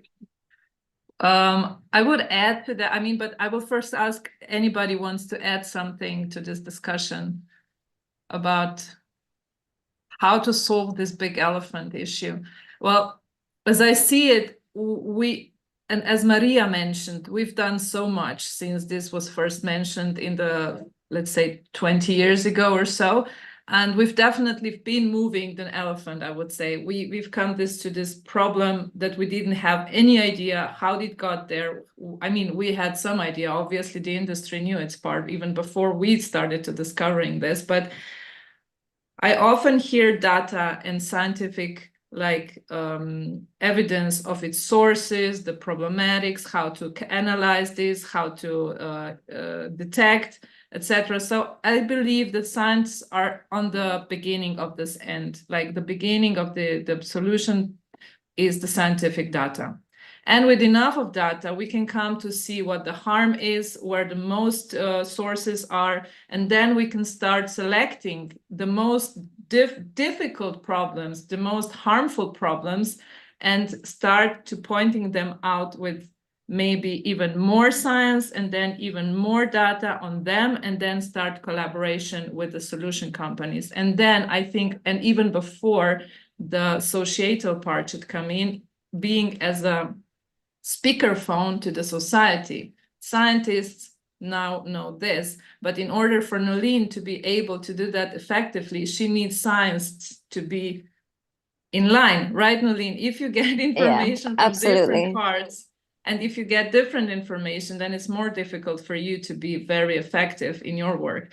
So and I think, you know, the technologies that we're developing are, you know, collection technologies. The problem is all the way through the life cycle, right, of that plastic, the microplastic. And you're absolutely right. And I think, you know, while we have to look at broader scale solutions, because that's what's needed, and as Katrine mentioned, what Giuseppe also talked about in terms of from the scientific perspective, breaking it down is so essential. And, you know, if we think about food and food packaging, there was a point in time where, you know, all the ingredients weren't listed. You didn't know what E numbers and what everything else was. And your sugars weren't broken down into sucrose, fructose, whatever else is in the food. But the more that people became aware first of the general problem, which is what's happening now in society, and I think we definitely need to do that more around microplastics. The next step is that then they do start to look at, okay, what are the biggest culprits?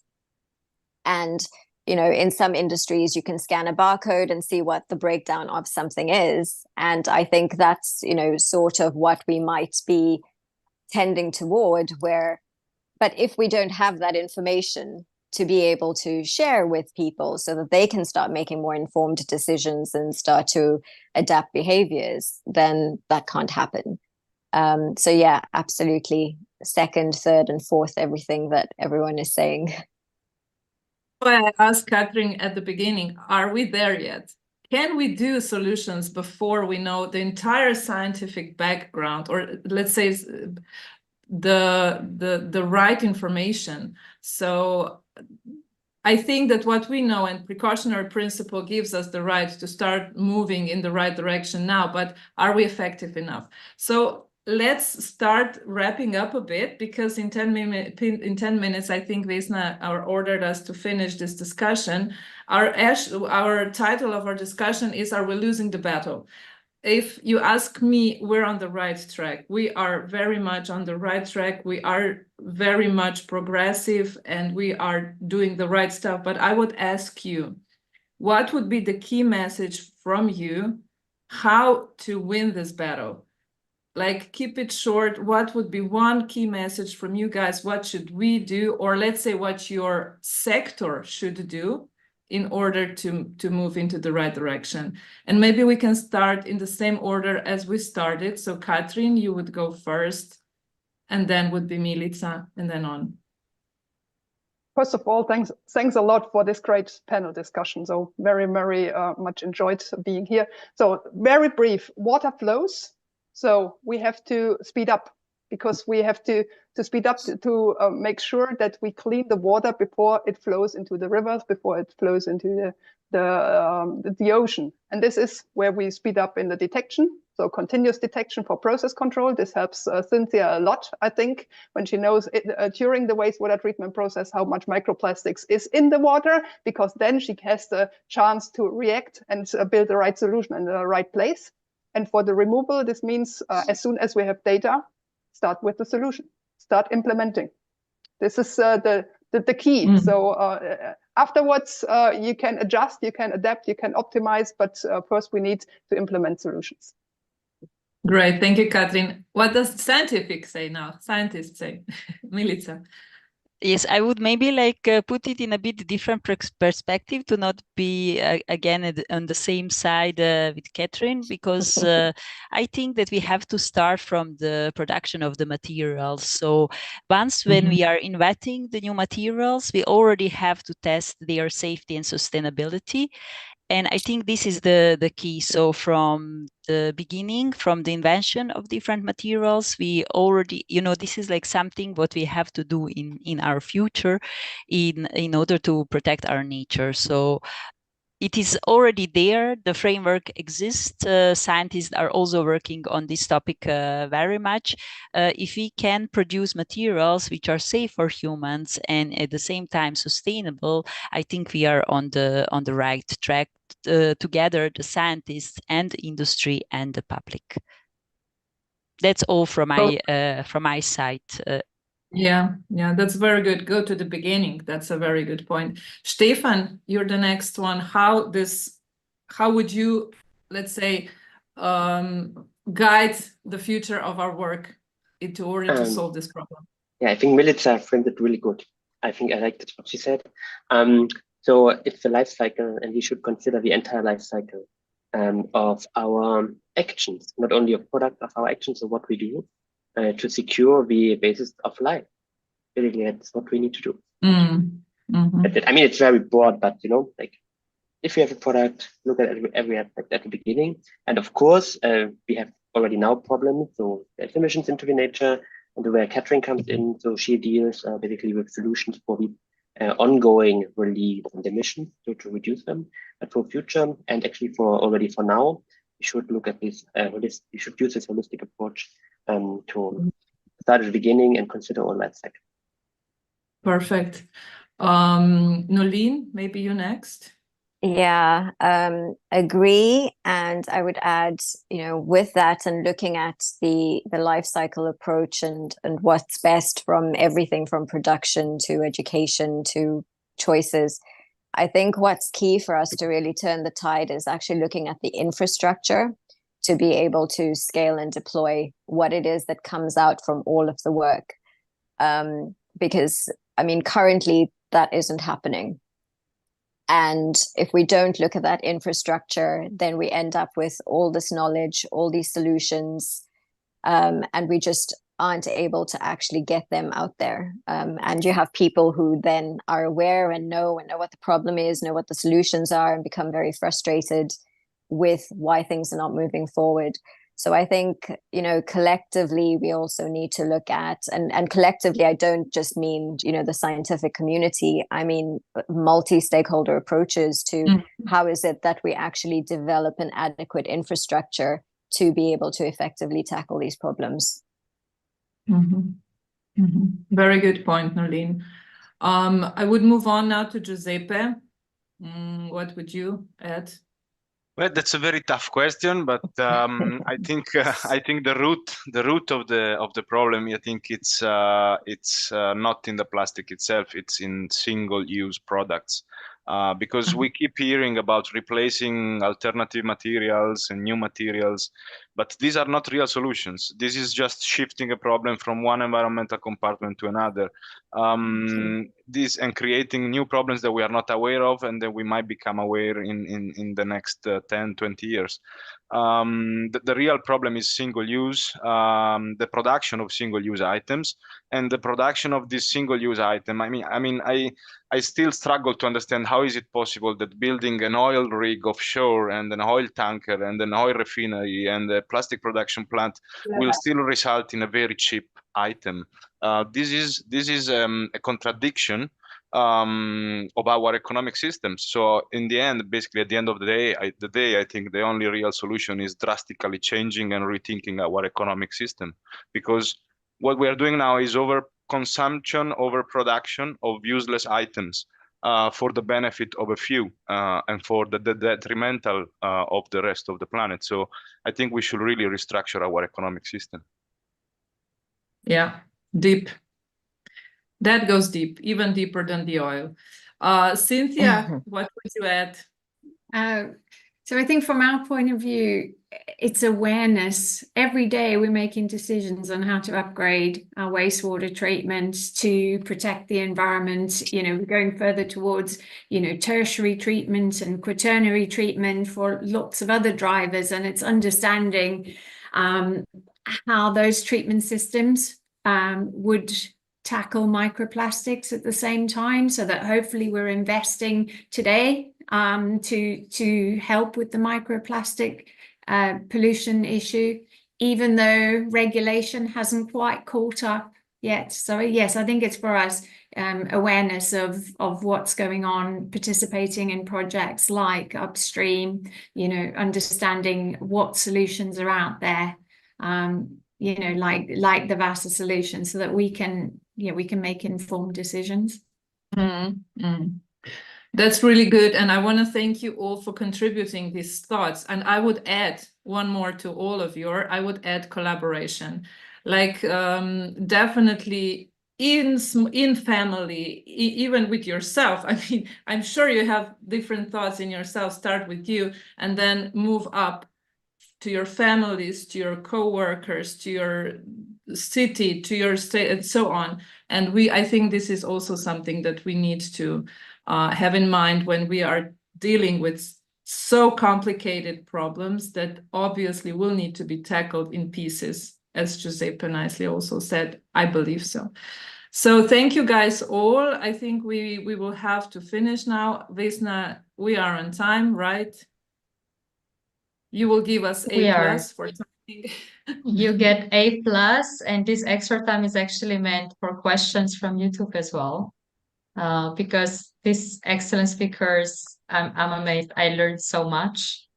So I give again the opportunity for anyone on YouTube or also on Zoom to pose any question, because what we saw now, it's really important to tackle the issue from different angles, because these challenges are not just complex, but are very much interconnected, which again shows how important it is that we collaborate, as Andrea just mentioned. And this is also what Mission Ocean is trying to achieve by connecting all the stakeholders. So if there is no question, I have a very quick one. Oh, I'm sorry, Narinder has one. Yes, go ahead. Yeah, maybe not so much a question, but a couple of comments for me. Obviously, being a coordinator of a project within this mission, well, actually, I'm quite proud of the fact that we're addressing a number of pillars in our projects that look at the front end and back end, if you like, so at source, and then in the environment solutions. So we're looking at everything from prevention, elimination, remediation, and valorization type solutions. So I think we're on the right path to find the right solutions. So I'm quite proud of that fact that we're doing that in our projects. The second point, in terms of what Giuseppe and Catherine mentioned, there, I don't think it's a trade-off when you're looking at the finer details of which plastics or components of plastics and the bigger picture in terms of addressing the whole, because if you don't look at the finer details, you can't actually address the whole. So, you know, when you're looking at developing technology, you want it to be able to treat everything, but understanding what you're going to be treating, you know, it develops your process.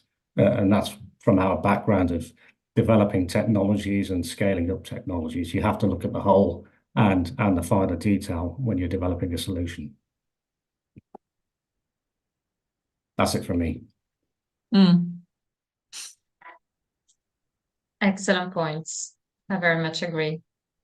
Andrea, I give the word to you if you want to add anything else.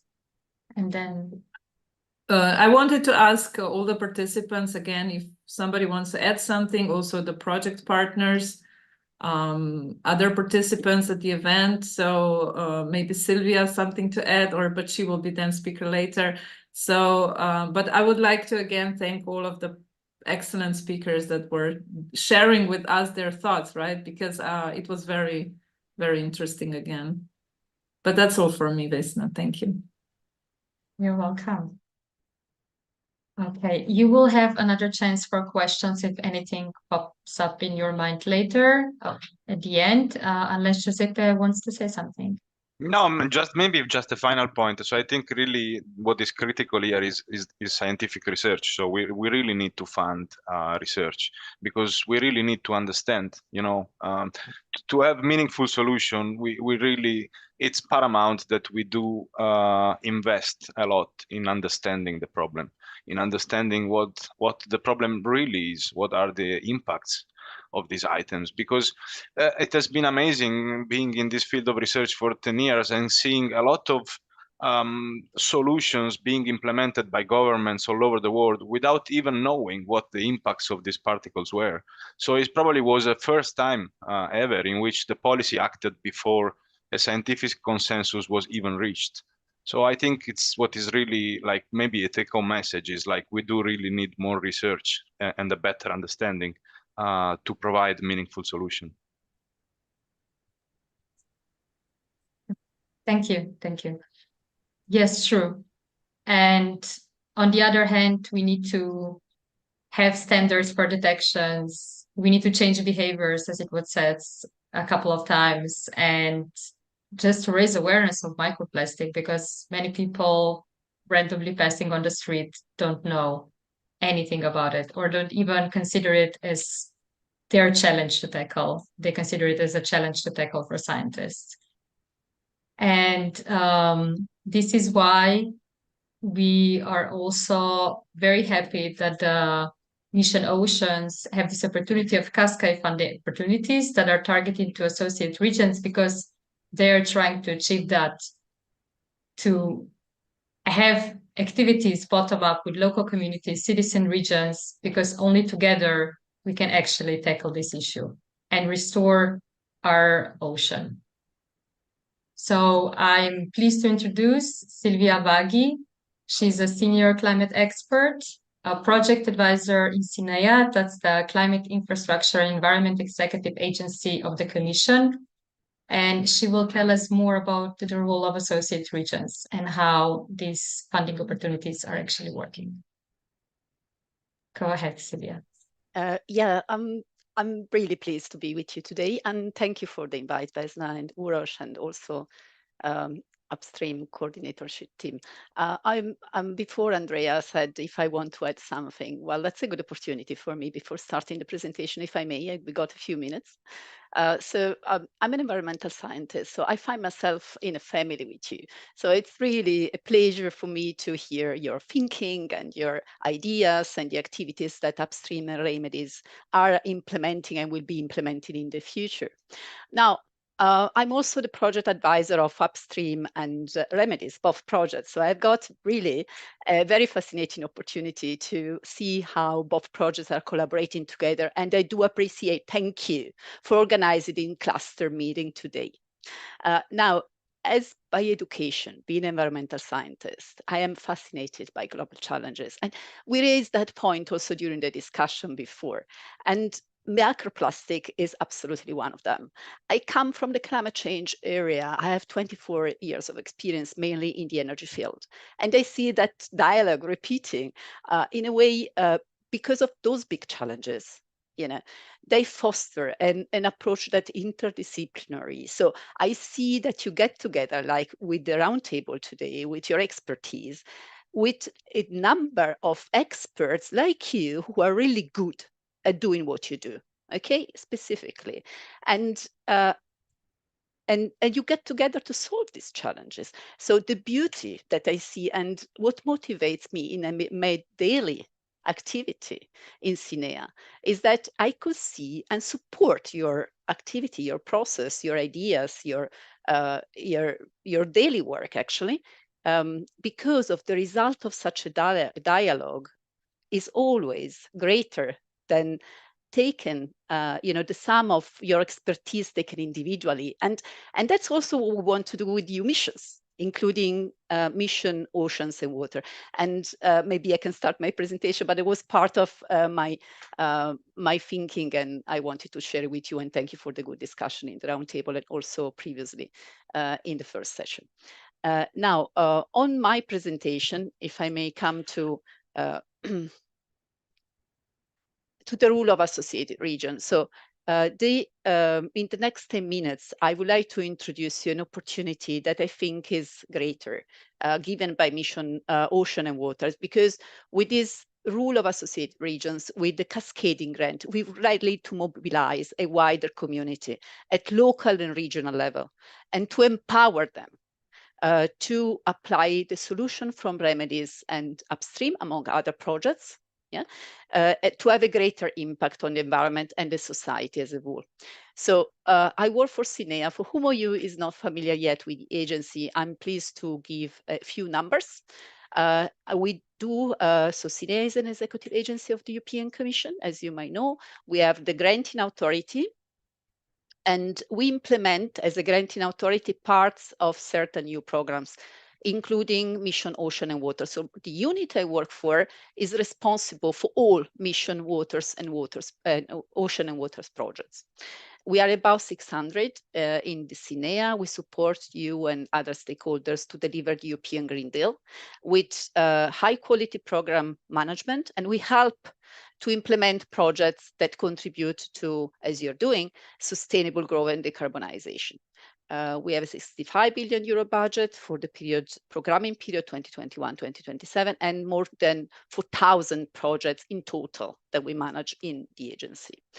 So we deal with the call evaluation, we deal with the whole process, with the proposal evaluation, we follow up and monitor, and we also give green light to projects payments. And some of those projects, specifically talking about Mission Ocean and Water, they do have a cascading funding scheme opportunity for associated regions.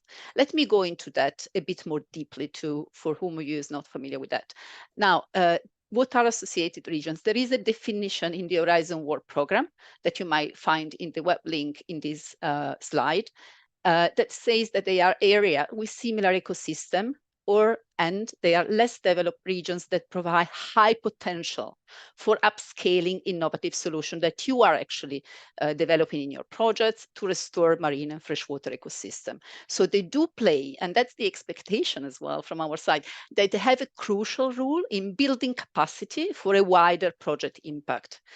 What and how this happens in practice, because as CINEA, we are the implementing hand of what my colleague John explained this morning about the mission. So policy and strategy into action. So what we do is then in some topic calls of the Horizon Euro Framework Program, by the way, that's going to be a next one with that line on the application on the 18th of September 2024, we are managing in the unit, that do include in their legal and financial setup provisions for project beneficiaries like you to provide associated regions funding in form of financial support to third parties. So what is important to flag here is that only local and regional authorities from associated regions are eligible to receive the funding. And I put a link here on the bottom of this slide where you can find more information about associated region, the concept that is behind that could provide a better overview, and time constraints, I will go to the next slide, but please be welcome to look into that. I encourage you to click on it and actually read it. Now, with the funding from financial support to third party mechanism, the associated region do showcase the feasibility, and we talked about that before, the replicability, I heard that as well, and the scalability, which is for me key. So if you want to have an impact, you need to scale up and keep that in mind. Of solutions that are developed in your projects.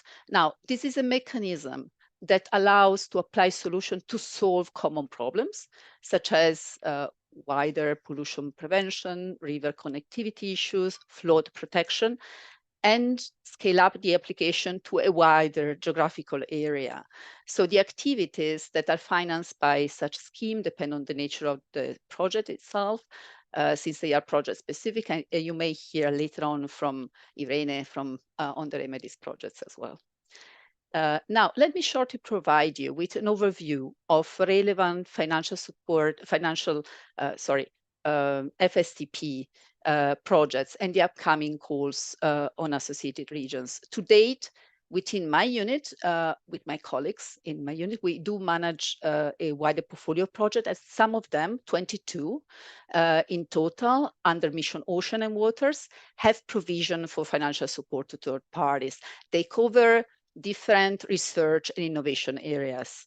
In addition to plastic litter and microplastic, we do have biodiversity preservation, chemical pollution is a wider topic, lake and wetlands restoration as well. And among those projects, you can see it in the middle of the slide, 4 are specifically addressing activities in the field of litter, plastic and microplastic pollution. Of course, REMEDIES and UPSTREAM are 2 of them. And we do have as well CClear 2.0. By the way, the first call for associated region is closing today. And then we have Inspire. There are many other calls that are upcoming. And among those 22 projects, we have as well 4 that you might be familiar with or not, but that's why I bring it to the table. You might have a look and monitor their own implementation in the future that are addressing plastic or microplastic or litter pollution as one of the subjects within a wider context of chemical pollution or lake management and restoration. And the last 2, so I can mention that remediation, IMERMAID, Future Lakes and ProClean Lakes. And the last 2, actually, they are about to start because they've been financed by the last 2023 work program call. And the kickoff will be either in autumn or mid 2024. So they will have the call much later. Finally, just for a practical matter, I would like to show this slide because it's self-explanatory, but it could be useful for you to know how to find a cascading call. And let me flag maybe that once you go to the funding and tender portal, if you wish to sort out the mission, ocean and waters cascade calls, you simply need to type ocean in the search field of the funding and tender portal. So that's very easy. You do find those calls as well in the project's website, in the consortium partners website, that do have cascading call published there. And also, of course, on social media. So with that, I'd like to thank you for giving the opportunity for me to bring a few key messages and also to highlight really the role of associated region and good luck for the next discussion and implementation of the work at local and regional level. Thank you. Thank you. Thank you for this very practical presentation, which is going to be for sure useful to regional and local authorities that might be interested in applying. So as it was already mentioned, Remedies had the first open call closed already. We had 2 projects selected and we have one of them today here to present. So you can have an idea how this works or what kind of projects might be interesting for such funding. So I'm happy to present Irene Magnon. She manages research and evaluation projects at Esplora. That's Malta's only interactive science center. They do amazing work in terms of engagement with different stakeholders, especially children. And she will present the Island Guardians, the project that was awarded with in the first open call of Remedies. Irene, the floor is yours. Thank you very much, Vesna. And thank you everyone at Remedies for inviting us to present our small project, Island Guardians, which is a project funded by the Remedies Open Call within the EU mission Oceans and Waters. Oopsie. So Esplora, as Vesna rightly said, is Malta's only interactive science center. So while we do not do research ourselves, we are science communicators. We are there to communicate research to the people who visit us and the people we reach out to. We opened our doors in 2016, so as science centers go, we are not very old, but we have always worked very well with the community. And yes, engagement with the public is a bit our bread and butter. So to say, we have also very good ties with the University of Malta and other research groups. We have our own youth committee and a STEM engagement working group. Practically every school on the island will visit Esplora at some point, actually several times a year. So we have a good reach. Given that reach, we thought, yes, maybe we should do more about the issue of marine pollution, which is obviously a huge threat to an island state like Malta. We had already done some activities in the past, but we thought this call for projects that Remedies put out was ideal for us to do more about this. Especially given that the data for our country is not very good in terms of plastic pollution. 91% of the litter found in our sea is plastic. We do not recycle much of it. Most of it comes from land, it is thought, at least until now. But it is either exported or dumped in landfill or blown into the sea.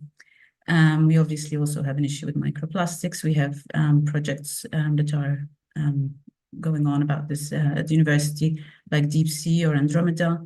And we are at a bit of a loss as to how to tackle this huge issue. As we've heard before, it is very complex, even for the public to understand this. And efforts to combat this pollution do exist. Of course, we have a lot of divers who are very active, a lot of NGOs who are active. The government obviously has projects, and I've just put a few there. But there was a lack of a central kind of go-to place for all information. And we found that, the community was a bit at a loss where to go. Where do I go if I want to do a cleanup, unless you're following the right Facebook pages or whatever, you won't know about it. So we tried to start by tackling that. Also bearing in mind how to talk to our audience. No, we get very good questions asked from the children, particularly who visit us. For example, if this is not good for the planet, then why is it in the shop? Or if it's so expensive to recycle this thing, then why is it so cheap to buy it? These are questions children ask us, and sometimes we go like, oh dear, yeah, we don't know how to answer them in an easy way, but we want to have a space where these questions can be asked and answered. Yeah, with this small project, which only runs for 6 months, of course, we're going to try to contribute a little to solving this problem of where to go to find your answers, and create a bit of more of a trend of plastic prevention and have a more plastic conscious society. Of course, we will work with children, but not only, we will work with communities at large, and we would like to try and go beyond awareness raising, which we've been doing a lot, but kind of tap more into active citizenship and advocacy. So you can do your bit, but you also need to tell others and tell the government and tell the industry to do their bit. So that's what we tell young people who come to us as well. In terms of project deliverables, as you can see my colleagues there at work, we have started developing a web app with this digital repository, as I said, so that we have a map. We catalog all the national efforts, or at least the ones we know of. We try to know about most of them, addressing marine plastic pollution, to serve also as an archive and as a space where you can promote citizen engagement and give hope as well. Look what's being done. It's not like we have a huge problem, but we're doing something about it. We're developing resource packs and digital toolkits, which is doing what Esplora does best as a science center. Of course, we do a lot of storytelling. We do a lot of, learning through play and learning through even fun activities, but educational activities. Always hands-on as much as possible, with role models speaking to our audience and giving also advocacy tips. And these resource packs would be disseminated with schools and youth groups, which we are already very much in touch with. We are developing 5 inspiring videos featuring local artists, activists, cleanup tribe, as they call themselves, a conservation NGO working with sharks and other marine life, and local researchers working on microplastics.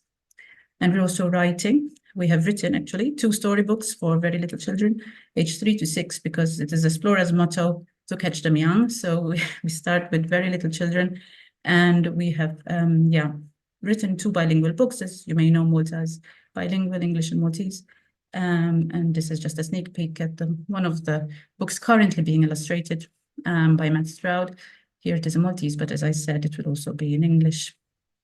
And they're largely about, how plastic is affecting our health and well-being, and how plastic is affecting our most loved sea creatures. And we find that little children are extremely receptive to protecting their natural heritage. So this works very well in general. Outreach events, of course, we're going to have 2 symbolic beach cleanups with the general public, with divers from a local NGO we work with to do the seabed cleanup. And we will collect, obviously, and weigh, as is always done, the plastic waste and then some of it will be used further by an artist we're commissioning to create a work of art, so to speak, like the one here, which was done last year for a different project. Was a dress made of plastic bottles.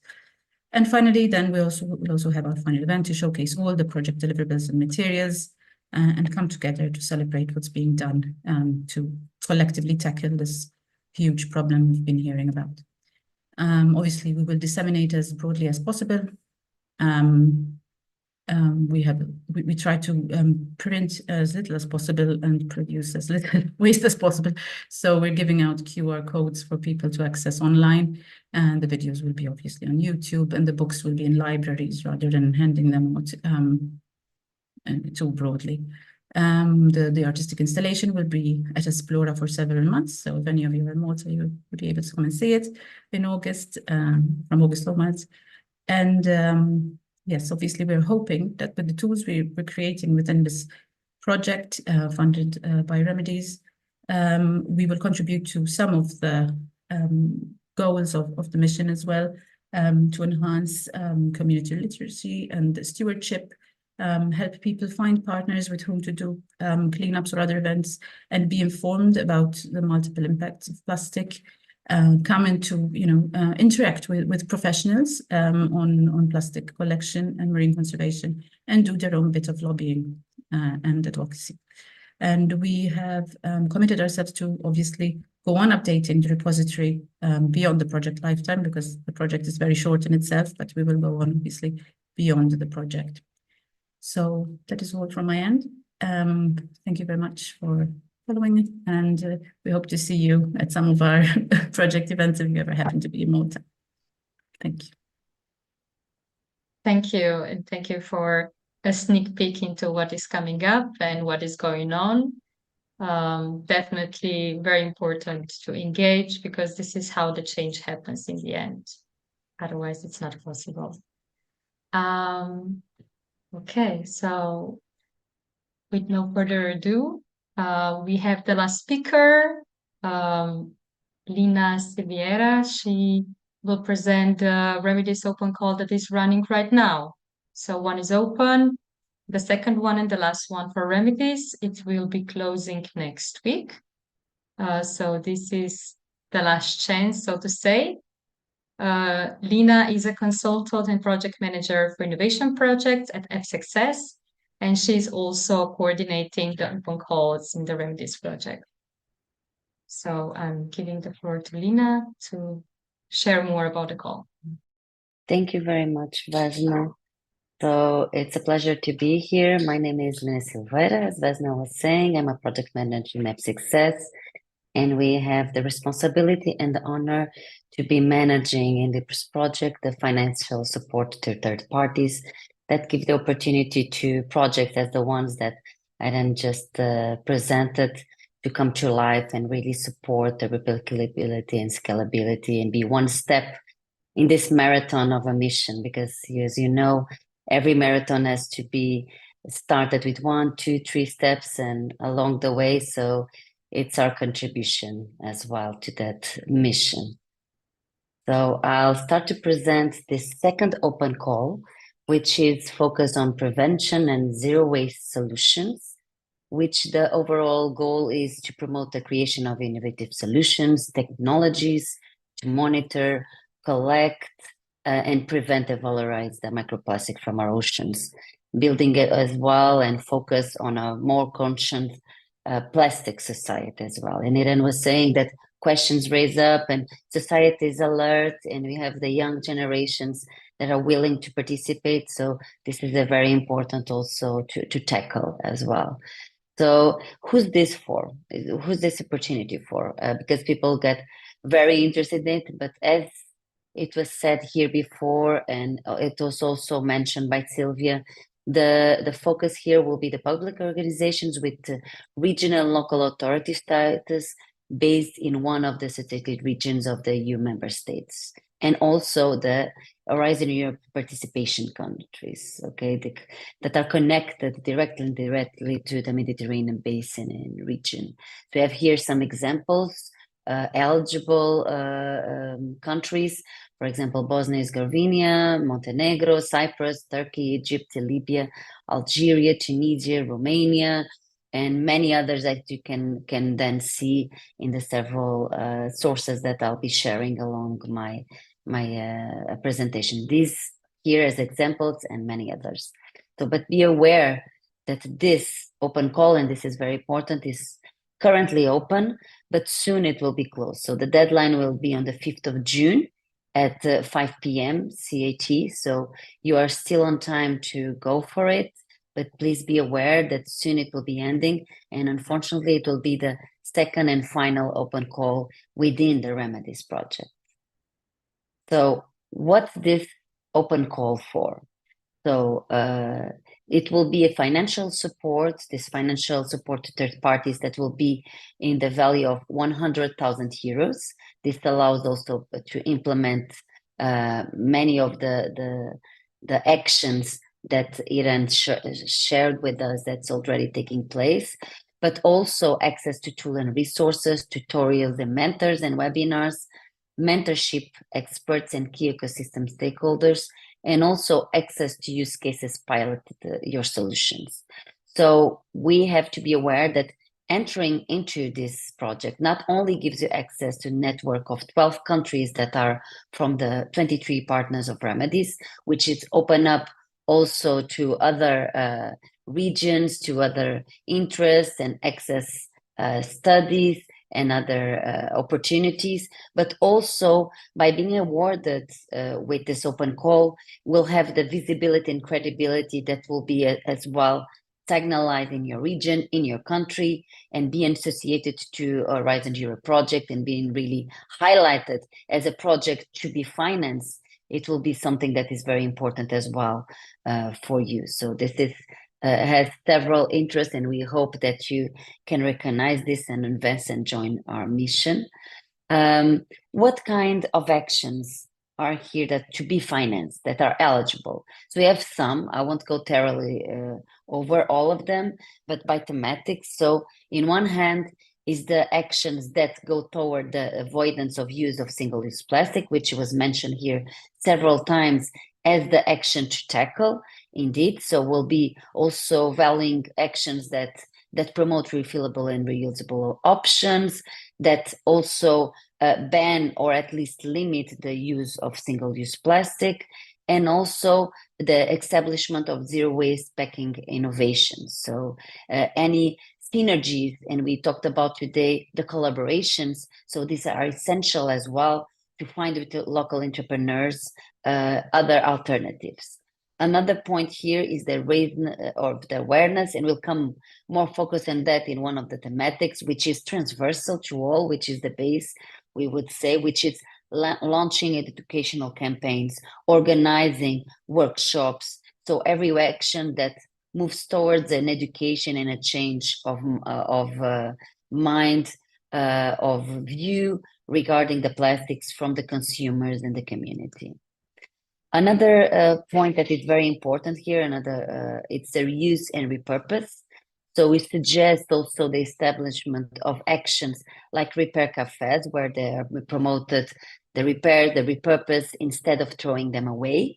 So this is also a solution. We talked about the inefficient sometimes of the recycling. So this can be for sure a good, sustainable, green solution that we promote and that we support. Also, the establishment of creative upcycling project repurposing plastic and other material that goes in the same line as well. And also, as a municipality, it's important that it leads and promotes and supports the community to ease, for example, the refurnishment of items in secondhand, and also the creative reuse. And we see, for example, Iran was saying that in Explorer, they also, in the context of this finance project from the open call, they're also advancing with some creative reuses. And we believe in this second open call that this must be something to be maintained and promoted, as we can also, through collaborations, support artists and crafters to really be in this movement, and also help from the help of the community to have these plastic materials that are donated and can be given to these artists and crafters to create public art installations and create awareness through it.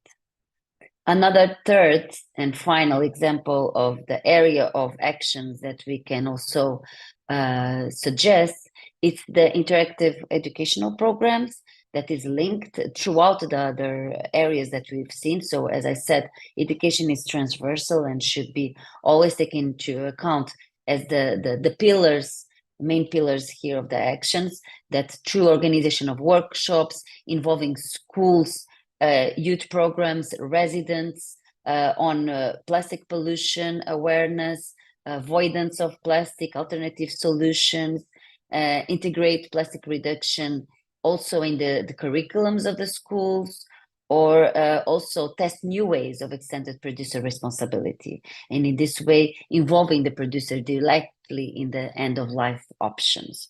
So these are some ideas that we can come forward, that we can inspire and hopefully inspire potential applicants.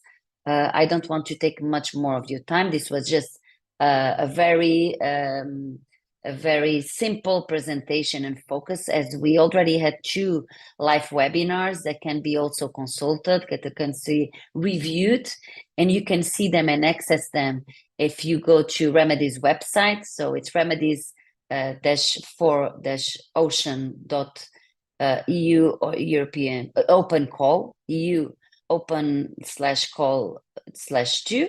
And also we'll have access there to the YouTube recordings through our website. And you can also contact us for specific questions about OC of your specific situation through the email, and CC me and my colleague Grigana, because both of us are sharing this responsibility and honor of managing this financial support to third parties within this open call. And we incentivize you to join us in this mission. As you can see, it's not a matter of economic choice. It's a matter of survival. It's a matter of contributing to a most positive and healthy future. So we hope that you can join us, and we'll be aware that the deadline for applications is the 5th of June. So thank you so much for your time, and I'm open for any questions that you may have. Perfect. Thank you so much, Lina. I think it's an excellent opportunity for all the associate regions, especially because prevention is the key, as we mentioned a couple of times already. So I'm opening the floor again for any questions for the Cascade funding opportunities, or any comments for the whole event, for the roundtable on microplastic as well. So we leave with sharing everything that we wish to share with the public. Could I? It's not a wastewater one at all. I was a mom of 3 boys, and I was thinking about how much plastic we went through in terms of the toys, and I was really interested in some of the, the repair center and that. And I was thinking of toy libraries and toy exchange apps, and wondering whether those had been linked with plastics specifically, because so many of the toys are plastic. That's where I was going, was whether we could link the plastic issue with those kind of initiatives. Yes, for sure. Lina, do you want to say something more? Yes, sure. This is just a few examples. If you consult the guide for applicants through our websites, we mention much more. We have some that mention as well those as examples within the project, and that's not so much my place here, but there are some of the solutions that are being developed and were shared with us very recently in a General Assembly we had, was in fact using the plastic materials into toys. actually, and Vesna is here to confirm. It's better even if it's not through me.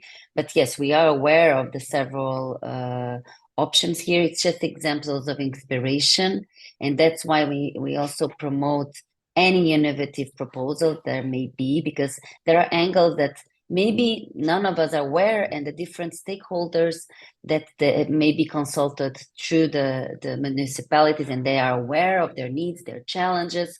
They may come up and they can come forward with the suggestions in their programs to tackle it. So of course that's very important, and I think that will be very welcome if there's solutions also regarding the plastics in the toys and how that can be used also in terms of reuse, repurpose, and also the prevention, also in terms of even the we're saying education.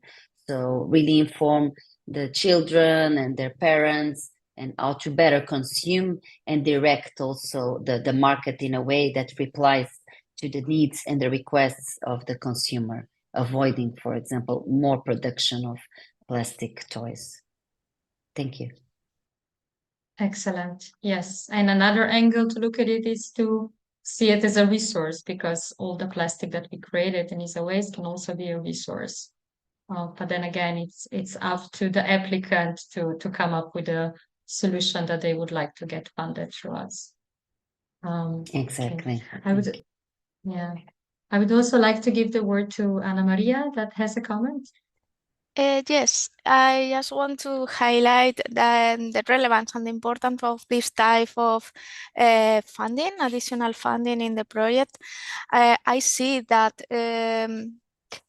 it is possible to increase the impact of the project developments and the project idea that we have behind by means of this type of strategies, and involve additional stakeholders and new strategies that help to deal with this pollution at different stages. And for example, for me, it was very interesting the actions related to children's, because before in the event we said, okay, we have to leave a better world for our children's, but also we have to be sure that this better world should be maintained in the future. So new generations are key for the development of new strategies to keep the environment safe and more sustainable. So if we start to educate the new generations from the very early stage, I think that this is one very good strategy to gain the battle to the pollution. So it's not only to disseminate and increase the awareness of the people, of the, let me say adult people, is just to start to educate from the beginning to the new generations to be more sustainable from the beginning. So very good. I think that it was very interesting, and it showed the very high value contribution of this kind of additional actions to increase the impact of the project, like Remedies, or in the future upstream with also the cascade funding activities that can provide. So thank you very much. Yes, very true, and agreed. Because this is the future, right? And what we said several times as well is changing behavior, and changing behavior at a very young age, it just means it's your behavior. You don't need to change it. So that is an excellent way to go about it. So with that, we conclude our event, one of the partner events of the EU Green Week.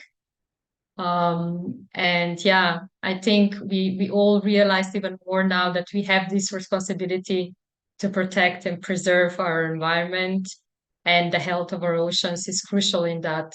So let's continue towards that goal that is common, engaging all different stakeholders and collaborating, because also this is what the cluster meetings are about, to bring together all different sectors and stakeholders, because only together we can tackle this. And just learning from each other, I think, was of immense value today, at least for me. I learned so much.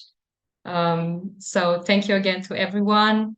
Feel free to share the event to educate others and come up with other ways to inspire random individuals to join this mission. Thank you so much.